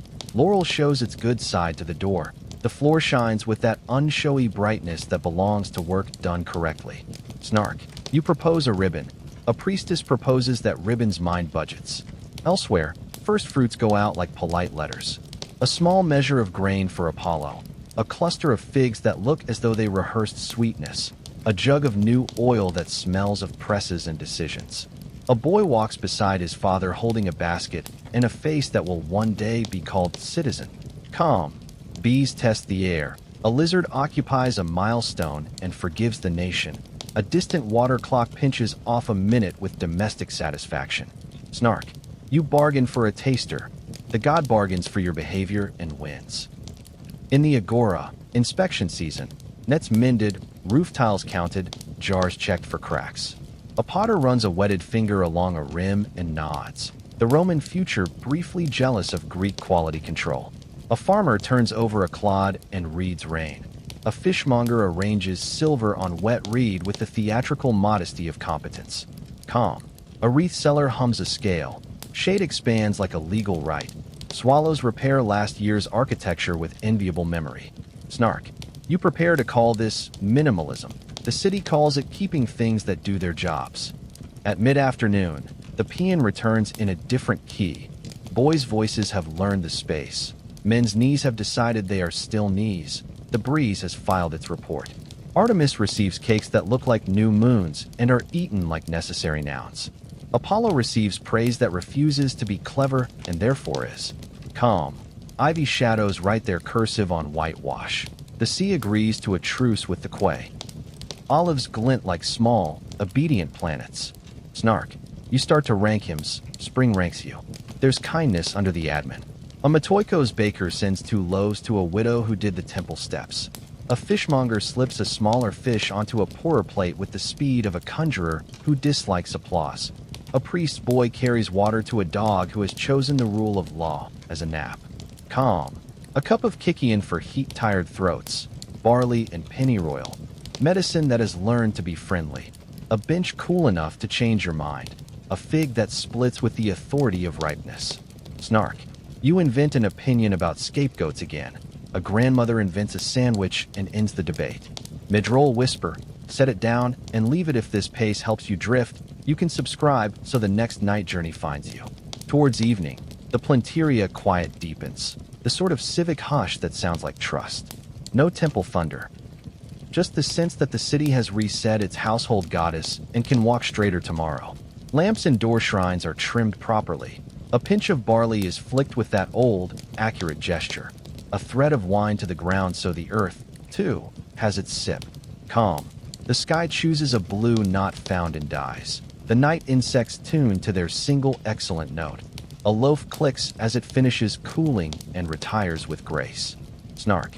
Your palate is still straw telling you frank truths about posture, civilis. Ired and escorted out, first fruits promised and sent. The month has done nothing dramatic and everything necessary. Calm. A last bell from the harbor frees the day. Olive leaves turn their pale sides to the dark and stay. The lion spout keeps its speech and asks for no witness. Snark. You were looking for fireworks. The city gave you a broom, a hymn, and a loaf, and you will sleep better than you deserve. Morning arrives like a clerk with a clean tablet. The air has straightened its shirt. Roofs give off last night's warmth in a shy exhale. The water clock at a corner shrine pinches out its first careful measure. Calm.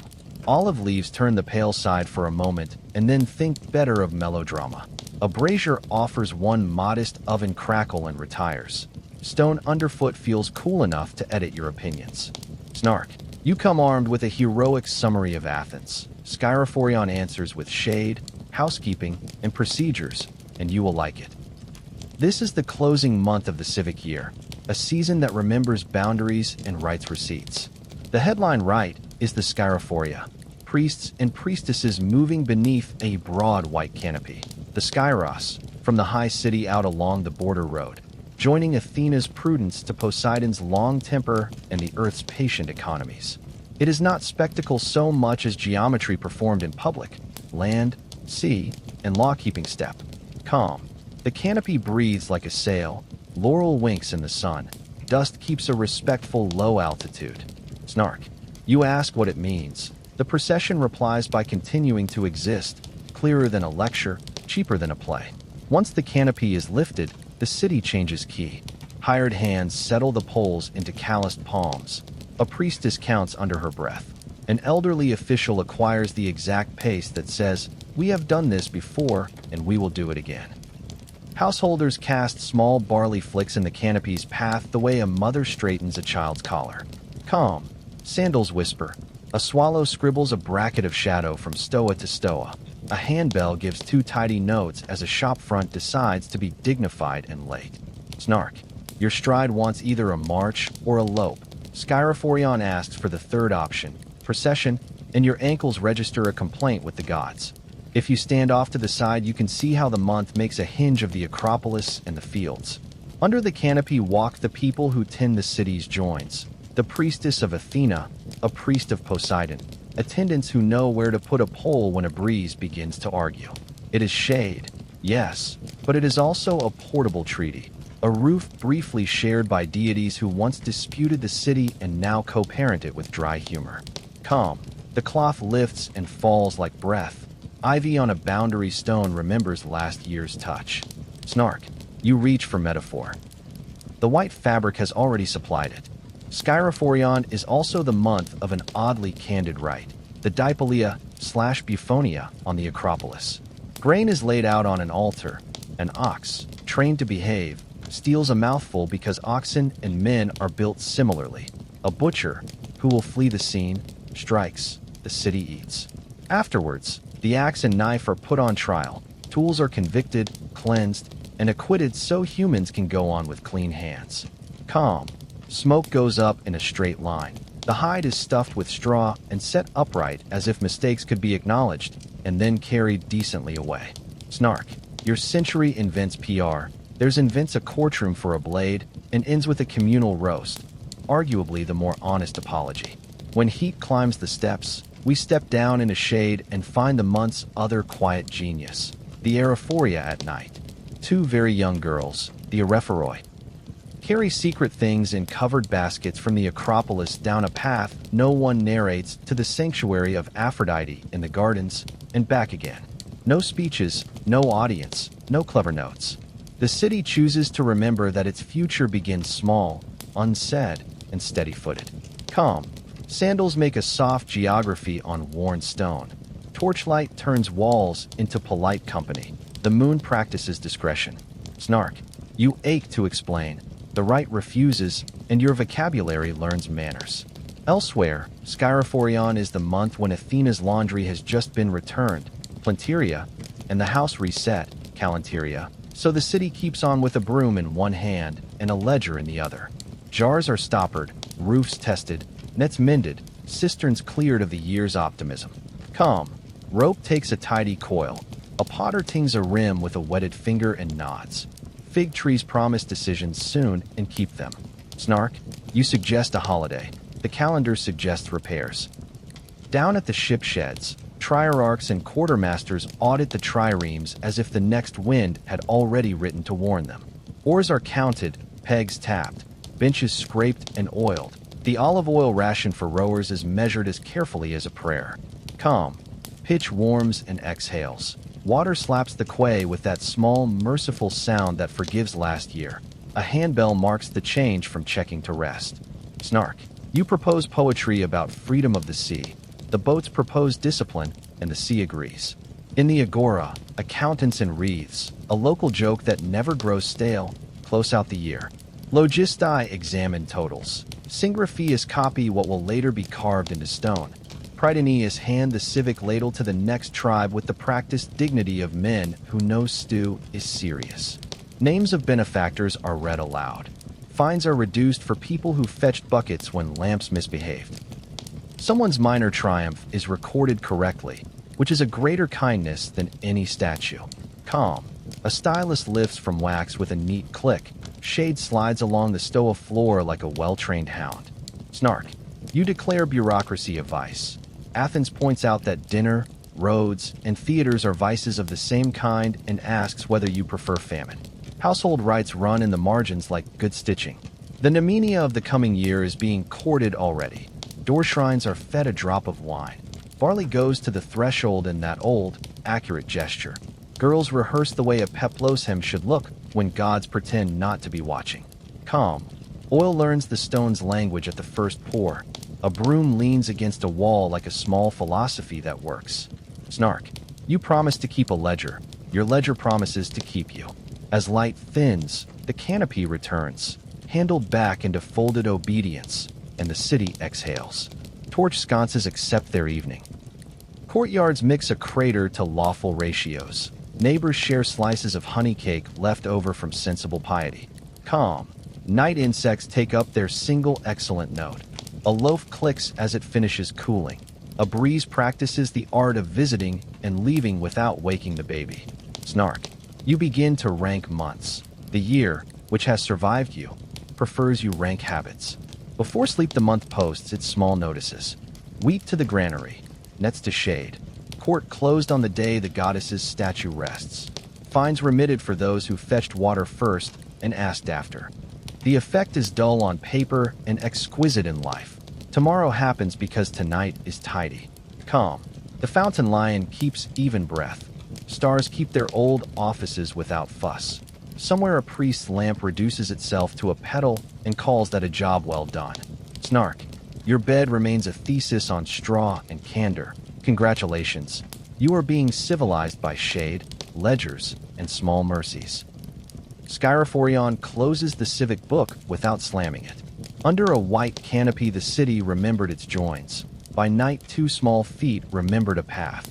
In daylight blades confessed and were forgiven. In stone the year wrote itself down, so the next may inherit more than rumor. If you're drifting, let the canopy's even shadow pass and pass again. Let the ledger click shut. Let the bell from the harbor mark nothing urgent, only the fact that ships exist and will be ready. Intercalation. When time needs a wedge, second Poseidian, and keeping seasons honest. Morning has that clear, wintered light that files everything to a tidy edge. The stoa smells of cold stone and warm wool. A water clock tuts out a measured thread from a clerk's elbow. Pigeons perform their half-hearted municipal duties. Calm. A brazier in a booth gives one polite oven crackle and stands down. Laurel breathes like a page just turned. The fountain lion keeps his even fall as if minutes were liquid. Snark. You arrive certain your calendar app could run Athens. The month smiles, inserts an entire extra month, and continues without asking your permission. Some years, the moon and the season fall out. The Attic months are moon-led, 12 neat crescents of roughly 29 annabit days, and the olives and barley, who answer to sun and rain, drift a little off the mark. So, every so often, the city wedges in a 13th, second Poseidian, a civil shim slid between winter's teeth, the better to line moon work with field work. Calm. Notice is posted at the matroon with unshowy clarity. A scribe smooths wax with the heel of his hand. The handbell in the council house taps twice, as if to confirm that time can indeed be negotiated. Snark. You mutter, how ad hoc. Athens replies, how practical. Men with eyes like rulers and patience like rope. Call them star watchers, call them clerks, have agreed upon the wedge. Someone mentions Meton, who has persuaded clever heads that 19 years bring moon and sun back to a decent handshake. Not everyone follows the mathematics, but everyone understands the harvest. Calm. An official scratches Deuteros Poseidion, where last week there was only Poseidion. The ink dries with the confidence of law. Snark. You attempt to correct the spelling on a public notice. Literacy taps you gently on the head and says, not now. What shifts? Not gods. Sacrifices learn new dates with the docility of good recipes. The Holoa still spreads its winter feast at Eleusis. Village Dionysia still practices merriment with a cart and jokes that walk on two legs. Household rites proceed without asking the sky for permission. What shifts are contracts that were signed until Skyrophorion, and now mean plus one more respectable month. Wages that add 4 and a bit weeks of bread. Rent that behaves as if landlords were made of calendars, not clouds. Calm. A shopkeeper adds a discreet stroke to a tally and does not make noise. The Prytaneus. Today's tribe in charge. Write 2 lines and keep stew ladled. Snark. You shout, scope creep. The polis asks whether you prefer your sowing to occur before or after the ground stops sulking. In the agora, you can feel the hinge without theatrics. A potter stacks bowls with the serenity of a man who has been gifted more winter orders. A rope maker walks backward paying out twist that will hold boats honest for another storm. A cobbler sits a little straighter because saws will be required to deal with one more month of damp pavements. Calm. The sun tosses a small coin of light into a puddle and walks on. A ladle knocks a crater like a tiny bell. Will cloaks breathe lanolin and comprehension? Snark. You name this economic stimulus. An ant names it time to finish the mending. The sacred calendar receives the wedge with the same face it gives to rain. Noted, adjusted, accomplished. A priest at the harbor sanctuary recalculates lamp oil.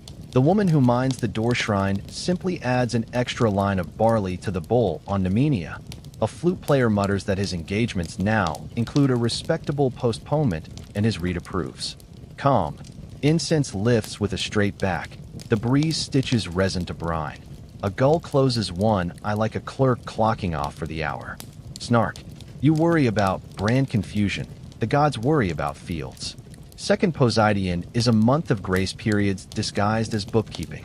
Roof tiles that should have been replaced in Maymacterian find a legal afternoon. Vineyards receive pruning at a human pace. Nets are re-looped with dignity rather than panic. Ships have their seams argued with by pitch until the boat stops answering back. Calm. Pitch warms and breathes. Hammer and peg exchange neat truths. The quay's water slaps stone with forgiving fingers. Snark. You begin composing a speech against bureaucracy. Then you watch a father's shoulders loosen because the rent did not come due today, and you delete the speech yourself. There are letters to write. Embassies are told to depart when the wind agrees within the second Poseidion. Grain buyers are instructed to pay for storage they forgot to factor. A priest in the countryside sends a note in a hand as tidy as a hymn. The ram for Zeus Tesios will be collected, not this moon, the next. Calm. Wax takes the stylus and forgets the pressure like a courteous table. A runner's sandals mutter sensible oaths in dust. A sealstone makes its clean, soft kiss. Snark. You propose email. The messenger raises an eyebrow seasoned in hills. There is mercy in the wedge. Fines that bite hard in a thin month are commuted to service with buckets and sensible shoes. A guild postpones its quarrel until dry weather, thereby having the noise. A busy midwife blesses the council because the moon, which will not hold infant timetables, now has a calendar that will. Calm. A baker turns 2 trays of chickpea pancakes out into clean cloth and tells the world to help itself. Steam rises like a modest argument for civilization. A boy counts his change correctly and looks older by an afternoon. Snark. You boast that your century invented work-life balance. Second Poseidion has already poured a cup of watered wine and gone back to mending. The month does not lack for cheer. On a back lane of comos that would have been squeezed into one bitter evening now spreads itself across 3 gentle ones. Moderate songs, garlands saved from damp, jokes aired and folded back up before they sour. On a farm terrace, olive pickers who thought their hands finished discover one last patient tree and are grateful because hunger owns a calendar too. Calm, night insects attempt a single perfect note and keep it. A door shrine flame reduces itself to a petal without drama. Bread crusts click as they relinquish heat. Snark. You try the wine neat because your heart is modern. The crater edits your behavior back to citizenship. If you need a whisper while you drift. If this pace helps you drift, you can subscribe so the next night journey finds you. Think it once. Let the water clock take it from there. As the wedge slides home, the city tidies its edges. The matroon clerk scratches a final line. So many prytanes completed, so many to come, and sands the wax smooth with satisfaction. The priestess of Athena folds a scrap of linen into the temple chest for repairs, without needing to specify what. Everyone knows temples are families with larger rooms. A child, learning his months, is told the secret grown-ups never keep well. Sometimes there are 13, and the sky is fine with it. Calm. The fountain keeps its even breath. A handbell trills once for the evening shops. The wind takes one corner of a notice and puts it back. Snark. You had planned to control time. Athens merely arranges it. Second Poseidon is not drama. It is permission to finish, to mend, to align. When at last the new moon stares cleanly from a rinsed plate of sky, the wedge has done its job and vanished into the joints it saved. You lie down on your frank pallet. Straw advises your back with its usual candor. Outside, the city prepares to lift the lid on its household month. Morning slides in with soft elbows. The courtyard is cool and exact. Dew pearls on a fig leaf and forgets to boast. The little water clock in the corner pinches out its first thread of time. Calm. A brazier offers one modest oven crackle and goes shy. A swallow sews a neat black stitch across the pale lintel. Olive oil in the lamp holds its small, steady gold. Snark. You arrive with the swagger of big festivals only. The house replies, the calendar lives here. Every public month has its private spine. 3 steps. End, beginning, and the polite nod after. Keep a household in tune with gods and neighbors. The deepnon of Hecate at month's end. The Nemenia at the new moon. And the Agathos daimon, good spirit day, following. Big temples thunder in stone. The door shrine works in whispers and receipts. Deepnon first. The old month is rinsed off, not argued with. Floors swept outwards. Ash pans cleared. Scraps gathered into a tidy basin. Peelings, crumbs, a bit of onion that lost its nerve. At the crossroads, after dark, the basin is set down for Hecate and the unhoused dead her dogs keep company with. No speeches, no theater. Calm. The lane smells of extinguished lamp and cool mortar. A distant handbell marks the last shop closing. A dog pads past with the diplomacy of one who knows all the alleys. Snark. You mutter that superstition should be binned. Athens bins the month and calls the courtesy theology. Back home, the hearth is cleaned as if a guest might be expected at any minute and the guest were the century. Smut wiped from bricks. A pinch of barley flicked with that quick, accurate gesture everyone learns as a child. A thread of watered wine poured to the ground, offered as small as a signature. Calm. The broom stands against the wall like a sensible proverb. The swept dust smells faintly of bread. A fig on the sill chooses ripeness without drama. Snark. You propose incense in 6 designer notes. The house suggests resin and budget. The new sliver shows, silver scratch on rinsed slate, and the Nemenia begins. It is the Greek first of month, a holiday in lowercase. Law courts nap, accounts pause, visits are well-timed, omens kept honest. The door shrine is fed. Hermes, Hecate, tidy Laura's by any other name.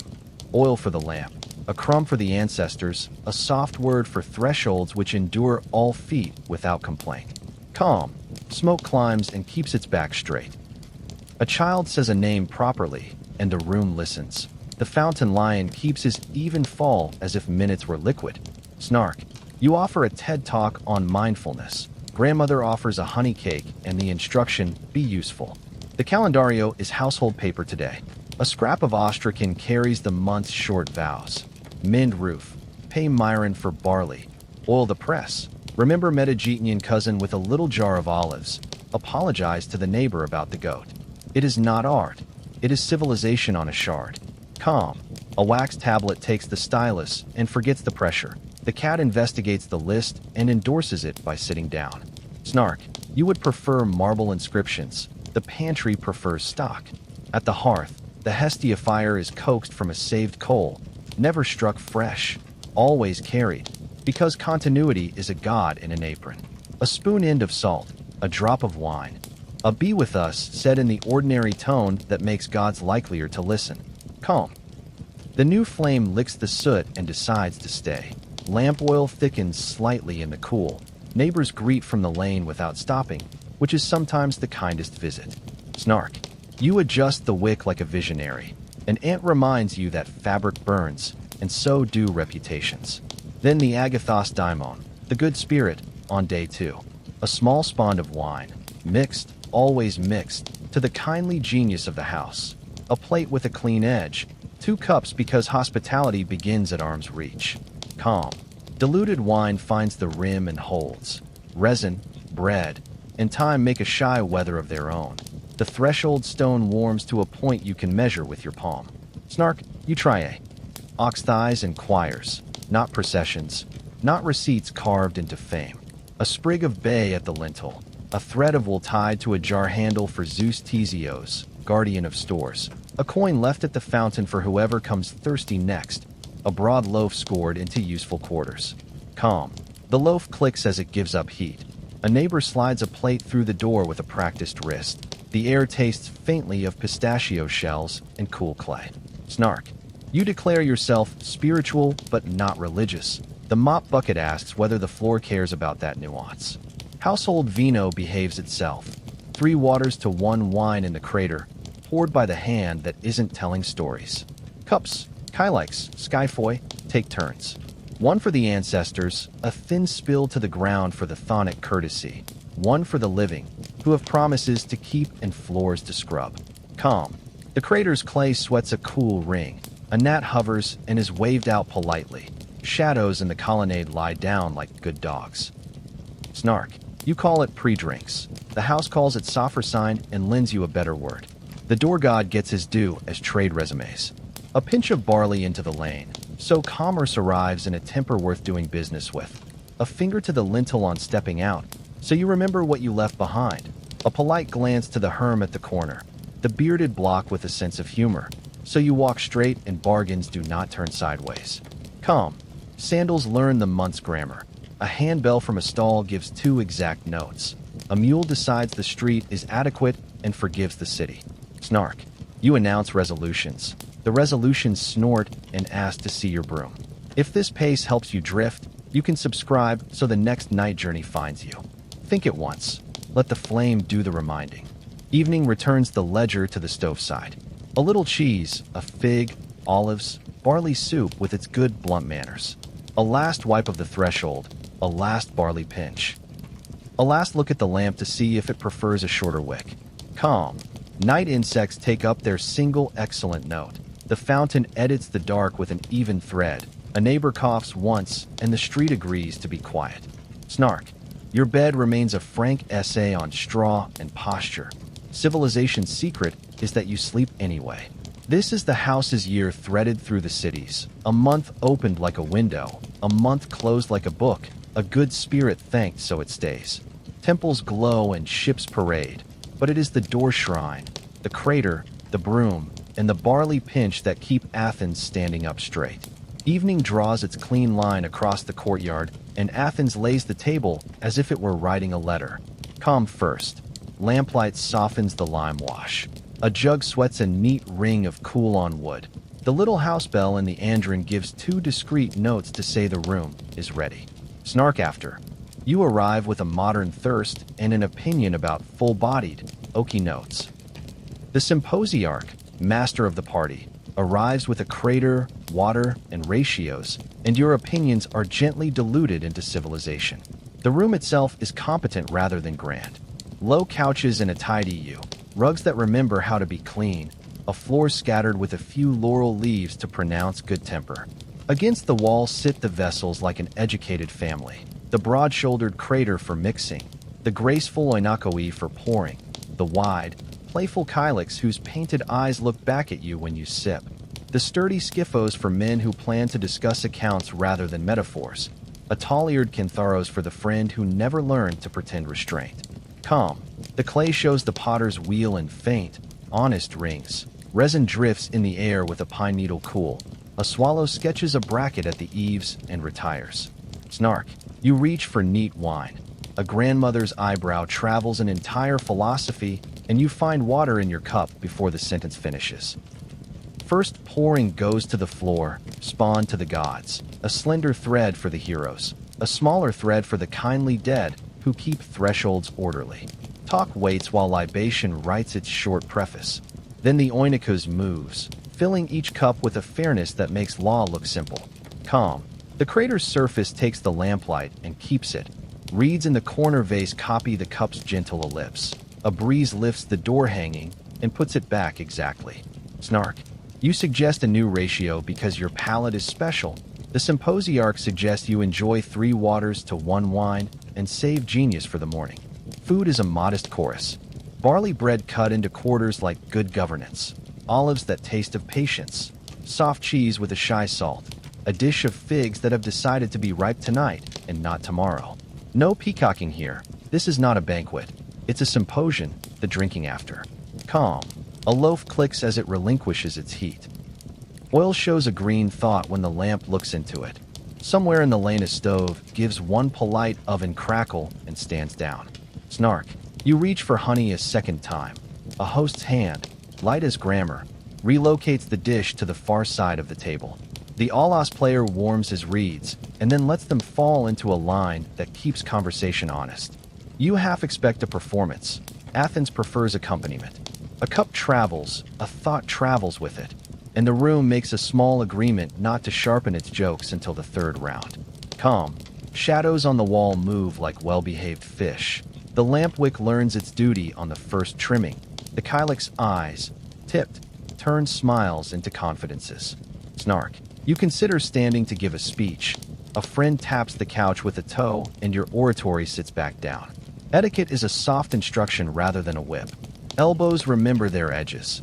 Laughter keeps the key of kindness. Scholia, short songs, are passed like cups, each guest adding a line that doesn't try to be immortal. The best boast is a true anecdote told briefly. The second best is silence that allows someone else to be excellent. Calm. The katabos plate, target for dregs, glints at the room's far edge. A moth finds the lamp, reconsiders, and chooses the cooling jug instead. Snark. You ask to play the Alas. 3 people glance at Artemis as if musical chastity were her portfolio. Games begin because games are required to remind pride it has neighbors. Katabos is simple until it isn't. Flick the last drop from your cup to ring the target tray. Do it with wrist, not shoulder. Do it without drama, or the gods mark you down for trying too hard. A lad executes a perfect ring on his first attempt and looks immediately at the floor. His uncle fails spectacularly and looks immediately at the ceiling. Both are praised with exactly the same smile. Calm. Bronze rings the air, round and brief. The Alas finds a cheeky phrase and puts it away before it becomes noise. Snark. You overarm a heroic splat and baptize a cushion. The cushion becomes your most articulate critic. Between cups, stories, not speeches. Those live in the law courts and theater, but household epics. How a roof tile learned to stay. How a ship made harbor on a wind that liked arguments. How a child said a name correctly at the door shrine, and the room changed color. City business sneaks in by habit. Grain ships counted. A new poet attempted. A magistrate who has learned to listen before tallying fines. Calm. The handbell at the courtyard gate gives a single note and is ignored with affection. Night lengthens outside with a soft industry. The fountain lion keeps his even breath as if minutes were water. Snark. You reach for a second skiphos while declaring moderation. The crater offers dilution and a proverb. A servant moves the raiton, horn-shaped vessel, through the room. Drink without setting it down, or don't. but laugh at yourself when the horn insists upon comedy. A guest recites 2 lines of Homer, so clean the room hushes. Another answers with 3 lines of market gossip, so precise the room laughs. Calm. A fig is halved and shared like a verdict everyone wanted. Someone places a fresh laurel leaf on the crater's rim, and it looks right. Snark. You try to rank the company. The gods, ranked nightly for centuries, are bored of lists. When the symposiarch feels the room tilt towards bravado, he calls for water, bread, and a brief hymn. This is not Puritanism, it's maintenance. Cups are refilled with the gentler mixture. A spond goes to Agathos Daimon. The house's good spirit, the Alos takes a breath. Calm. Outside, night insects find their single perfect note. The sky puts 3 new stars where you will not notice them until you lie down. The door curtain breathes like a sleeping long. Snark.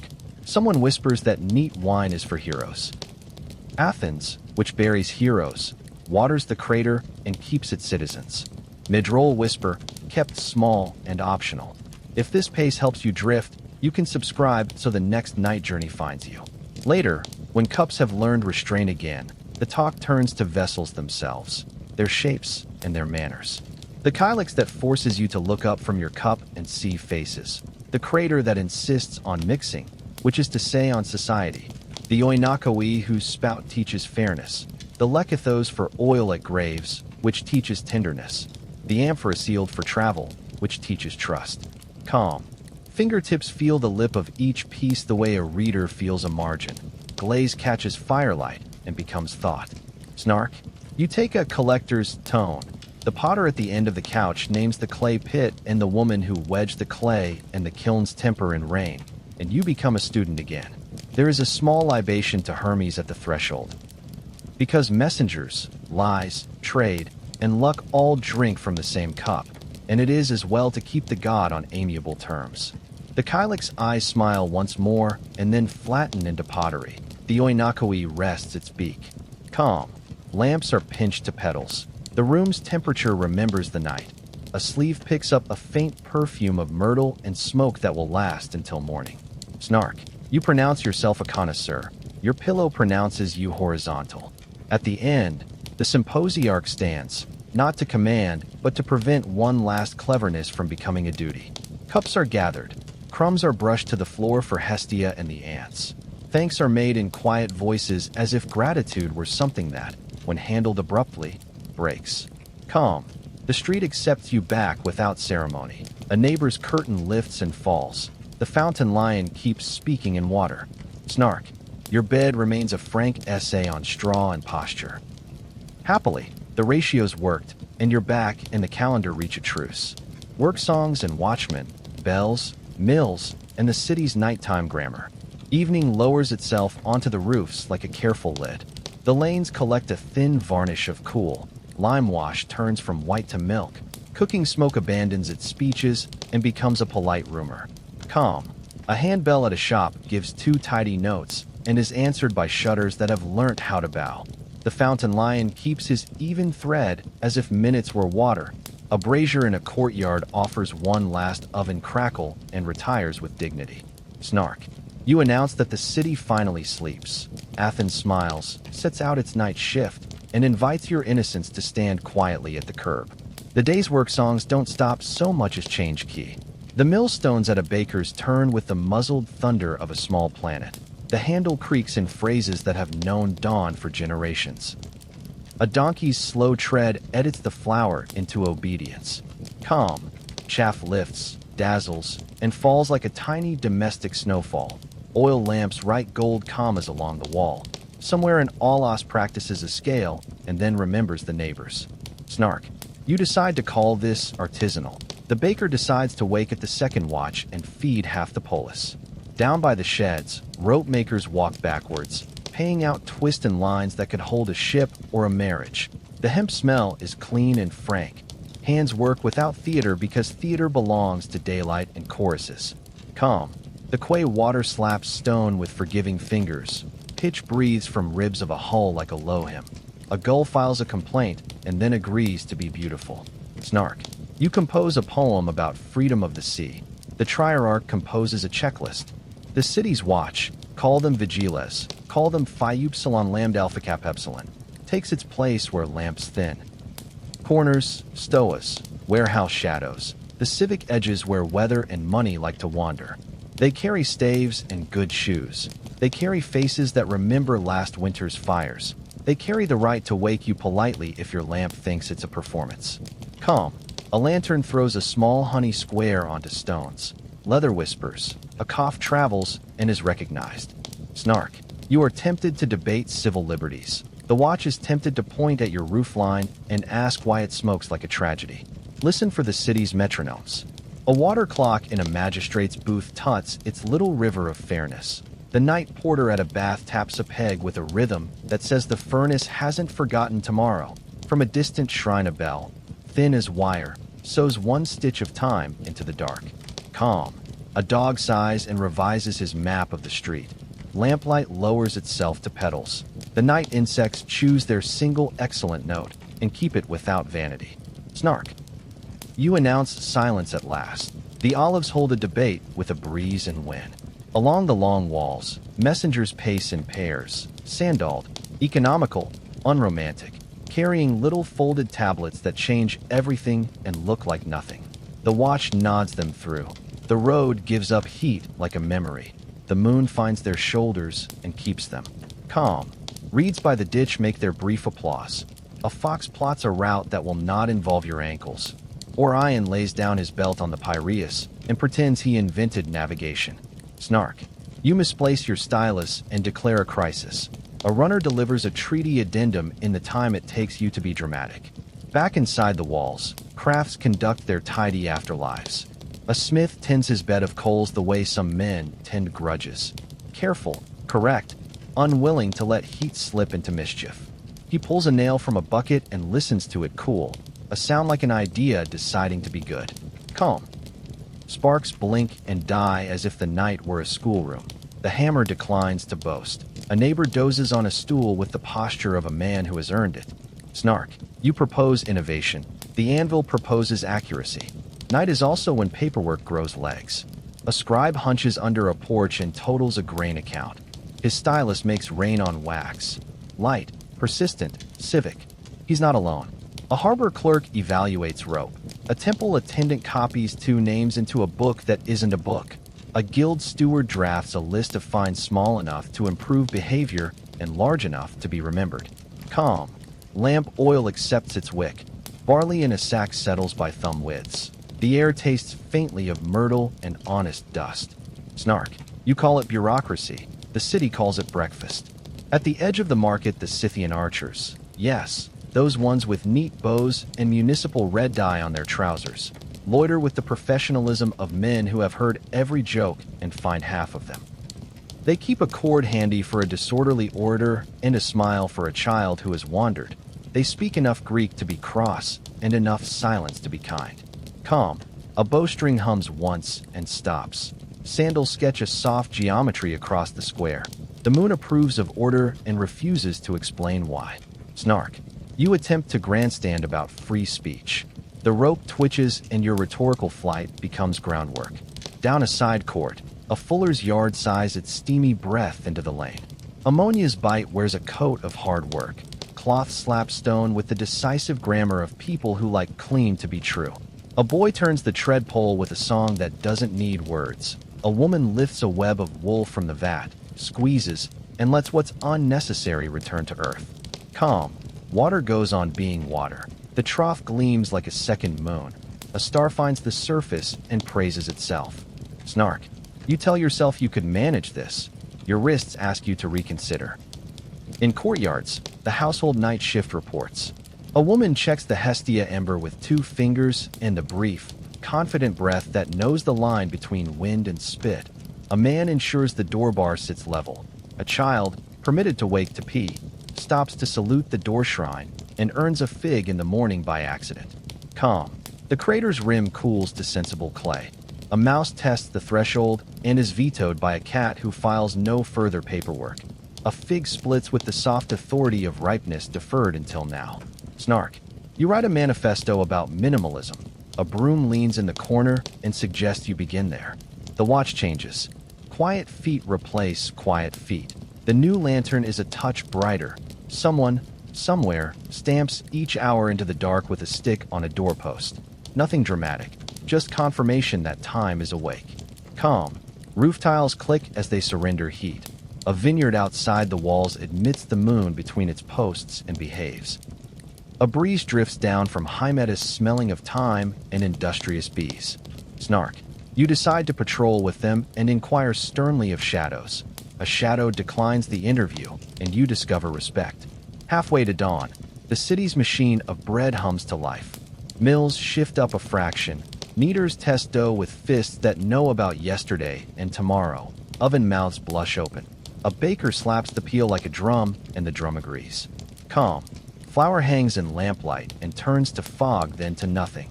A cartwheel ticks the familiar patience of wood. A neighbor's door opens to air the house and let in the day when it arrives.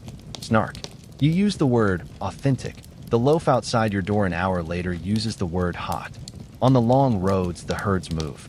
Goats with opinions, sheep with committees, a boy with a reed pipe that leads from A to B without lying. Bells speak to one another in tinny proverbs. Dew sets itself politely along the ditch, and no one wastes it. Calm. Hoof on dust, breath in white ropes. Orion puts one elbow on the western hills and thinks about going home. Snark. You design an app for herd management. The dog declines a subscription. Toward first light, the watch's faces soften. No disasters tonight. Only 2 lamps corrected. 1 drunk escorted with courtesy. A pickpocket educated by rope and lecture. A small fire strangled by blanket and buckets. A clerk will write it down, but the better record is the city itself. Whole and tidy, ready to pretend that daylight does all the work. Calm. The sky unbuttons to gray. Swallows wake the eaves. The fountain lion keeps saying what he always says, which is enough. Snark. You propose improvement. The year proposes habit. If this pace helps you drift, you can subscribe so the next night journey finds you. Think it once. Let the bell and the bugs keep time. Shall I continue with part 19? Panhellenic errands. Delphi, Olympia, and gossip turned into policy? Panhellenic errands. Delphi, Olympia, and gossip turned into policy. Dawn combs the road with pale fingers, and Athens laces her sandals. Calm. Mule bells count the first miles. Time wakes underfoot with modest thunder. A handbell from a stoa gives 2 neat notes as the last errand is remembered and the door pulled to. Snark. You announce. Northwest to Delphi. The stone hive under Parnassus where slopes stand like folded wings. The Castalian spring is cold enough to correct opinions. Hands are rinsed, mouth swillied, a quiet swallowed. Calm. Bay leaves breathe a green, clean grammar. Rock swallows the sound of sandals and returns it improved. A goat on a ledge edits the morning with a single considerate bleat. Snark. You stride and prepare to interrogate the universe. The Pythia, on her tripod, prefers questions properly asked.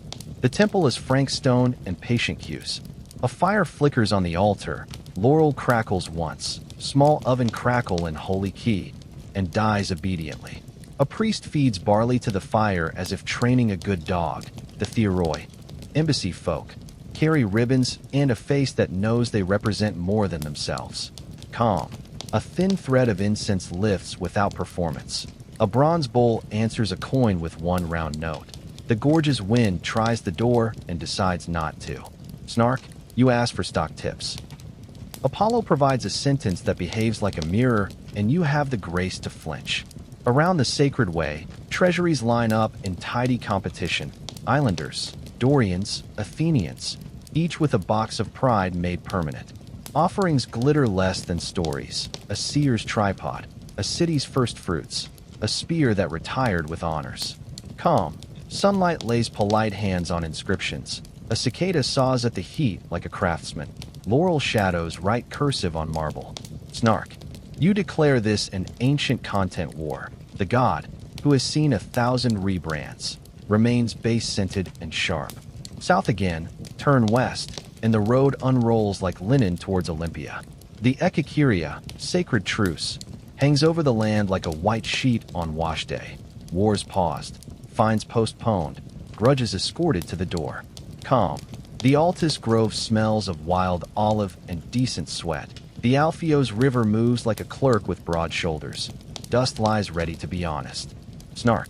You arrive expecting sport. Zeus arrives expecting law with laurel. In the stadium, the start rope, a contraption of clever cords, snaps back, and men run with the good, ruthless economy of creatures who know how far a body goes, when asked cleanly.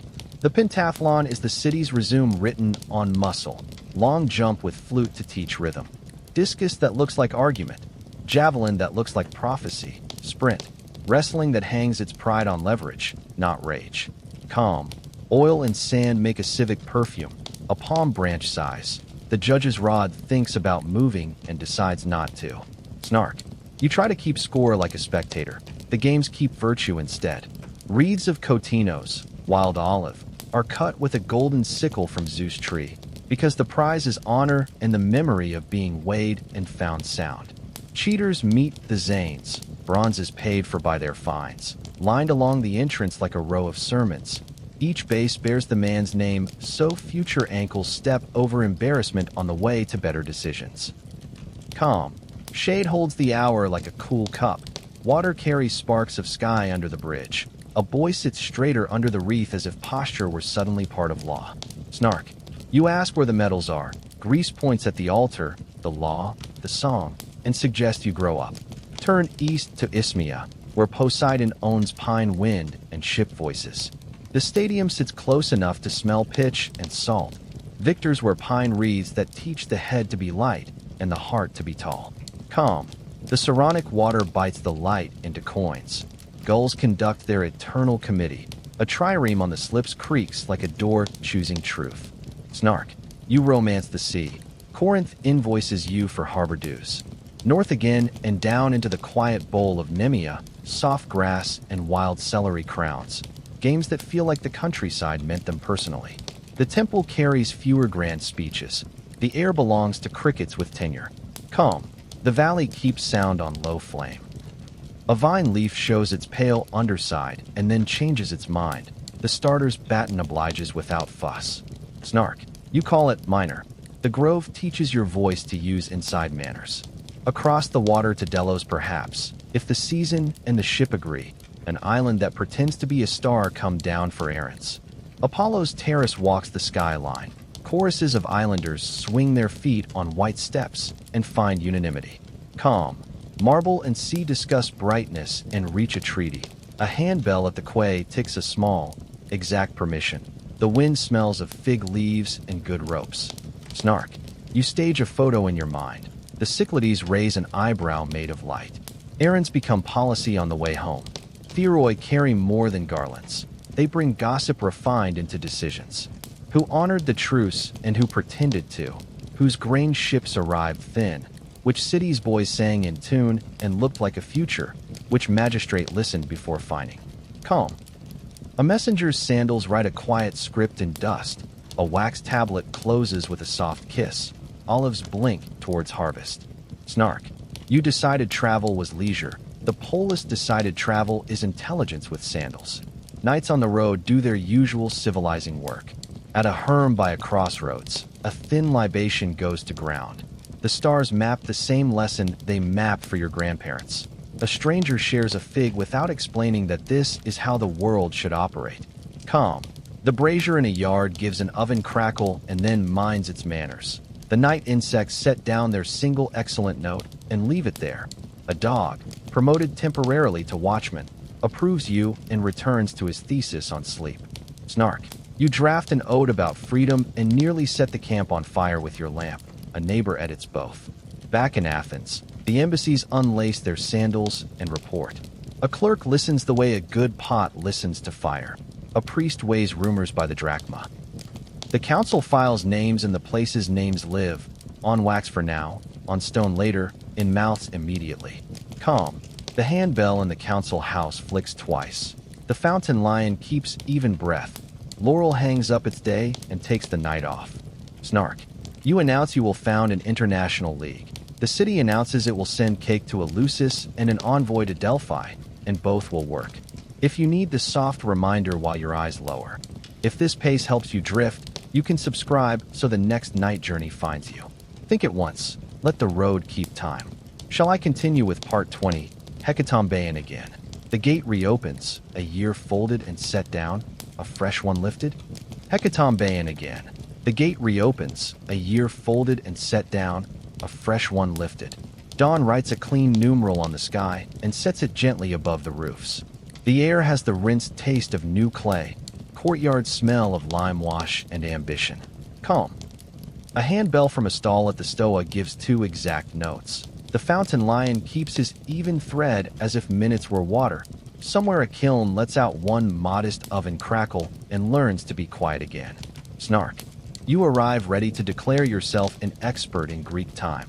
Hecatombean replies by opening the door and letting the whole year walk back in, improved. First day, first business, the Panathenaia. Door shrines receive a pinch of barley, a thin spond of wine, a word over the lintel as ordinary as bread. The saved ember finds new wick, the house breathes and remembers. Calm. Oil takes the flame like a pupil who studied. Shadows lie down in polite strips across the floor. Someone's broom leans like a good proverb. Snark. You resolve to keep a ledger and immediately misplace your stylus. The household cat, who has read you before, sits on the wax tablet and declares continuity. The city looks uphill and sees the Acropolis tidied and thinking. Looms have done their arithmetic. The Peplos for Athena Polia's waits folded like a bright decision. Women who have kept the thread and the pattern without fuss have slept badly for 3 nights and will deny it. Calm. Madder and saffron breathe quietly in the weave. A girl tests a hem with a lip caught in her teeth. Laurel shows the good side of every leaf. Snark. You are tempted to call the Peplos merch. A priestess imagines you carrying a mast uphill and moves on. The Panathenaic way wakes its memory. Boys rehearse the steady pace that is neither swagger nor slog. Medics practice the look of being included without breaking the city's neck. Rhapsodes wet their lips for Homer measured rather than shouted. Cattle discover their fate by degrees and stand very still in the morning. Calm. Dust behaves like a well-brought-up rumor. A swallow stitches a black bracket from stoa to stoa. Olive leaves turn their pale undersides like little flags and then change their minds. Snark. Your stride wants to be a march. The procession asks for the third option, procession, and your ankles sign the treaty. The pampa gathers, not like thunder, but like a city remembering the steps. Cane baskets with barley for preliminary throws. Hydri with decent water. Incense bowls folded into the count like commas. The mast of the ship cart rising above heads with the Peplos ready to climb it later. Calm. The first 2 notes of the alloy find their place. The breeze rehearses the page turn for the cloth. A boy adjusts his ivy wreath and is suddenly tall. Snark. You propose a better route for the parade. Athens, which has worn these streets longer than argument, smiles and walks the usual way. Up they go, through the agora that remembers last year's thanks and the year before shortages. Past stoas where taxes once learned to be fairer, under the propylaea that edits sunlight into columns. At the top, the Peplos is presented without melodrama, the sort of chore that makes citizens rather than audiences. Knives do their honest work. Smoke carries conclusion upwards in a grammar even foreigners can read. Meat goes downwards in portions to be shared without poetry and without quarrel. Calm. The first cut is taken as if law were sharp. The second passes like a good rumor. The rest becomes dinner with gratitude folded in. Snark. You search for speeches, competence answers instead. Downhill again, games and gifts. In a shaded yard, the Apobates leap from moving chariots into pace and armor as if gravity had agreed to terms. At the river, oars measure distance with disciplined lungs. In the agora, prize amphorae wearing Athena in black figure stand full of olive oil like jars of domesticated sunlight. Calm. Bronze gleams without boasting. Palm leaves cool foreheads. Water finds oars and forgives last year's technique. Snark. You ask where the medals are. Greece points to law, song, and bread and suggests you grow up. Evening brings the steady theater of the lampadodromia, the torch race. Teams passing flame to flame, racing not to outrun, but to preserve. It is the city's favorite metaphor and refuses to apologize for being obvious. Calm. Olive oil in a clay lamp makes its small throat music. Runners' sandals write even sentences across dust. The crowd lowers its voice as if indoors. Snark. You, who once failed to keep a scented candle alive through a bath. Feel yourself instructed by competent teenagers and pretend you are not crying. Between ceremonies, the year's commonplaces return like relatives you are pleased to see. A thermopolium lifts its lids. Barley with leek, a little pork that pretends innocence. A fuller slaps cloth with the grammar of clean. A scribe pins a wax tablet to his knee and writes neat rain. A handbell at a shipsheet ticks the hour and releases 2 lads for bread. Calm. Shade moves like a well-trained hound along the stoa floor. A loaf clicks as it finishes cooling. A jar lip takes a clean pour and keeps it. Snark. You rehearse your speech about Mediterranean lifestyle. The mule nods once and forgives you. In the lanes, the household calendar keeps pace. Hecate's deipnon will come at month's end with sweepings and a basin under stars. Nemenia will flick barley and oil at the door again. Agathos daimon will have his drop of diluted wine and keep the jar safe. Hermes gets his pinch at the corner. Hestia gets her ember tended with 2 careful breaths. Children learn names by saying them to the right stone. Calm. The night insects choose their single excellent note. The water in a jar cools to a conduct that flatters the mouth. Lamps settle their flames into petals. Snark. You compose a think piece on liminality. The city composes dinner. You might suppose you've done it all once and can levitate. The calendar hums through its own smile and points to grain filling slowly in jars, to vine trimming, to nets mended in the shade, to ledgers squared in tidy script. The year is not a necklace of fireworks. It is a rope, twisted of offered, vino, calendario, and work that holds roofs on and ships together. Calm. A broom stands easy. A crater sweats a ring of cool on wood. A fig splits with the soft authority of ripeness. Snark. You claim mastery. The potter names the clay pit and the woman who wedged it, and the kiln's temper in rain, and you return to school. Before sleep, Athens posts her receipts. Mysteries kept and not narrated. Thesmophoria guarded by women and translated into bread. Dionysia sung to measure and returned to law. Scyrophoria walked under a traveling treaty of shade. Intercalation slid in like a wedge so the harvest could line up with the moon. Calm. The harbor sends one last salt exhale. Laurel cools its own veins. The bell from a shrine stitches precisely 1 more unit of time into the dark. Snark. You would like fireworks. The city prefers that ovens be hot at dawn and courts be shut on the goddess's laundry day.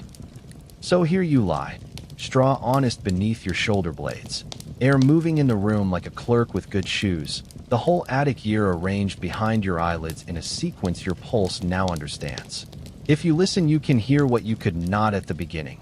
The measured kindness of custom, the cheerful tyranny of ratio, the way shared systems and private pride buttress each other until the roof stops leaking. If this pace helps you drift, you can subscribe so the next night journey finds you. But we're closing the book now. If you slept, perfect. If you stayed, thank you. I'll keep the light low for the next story.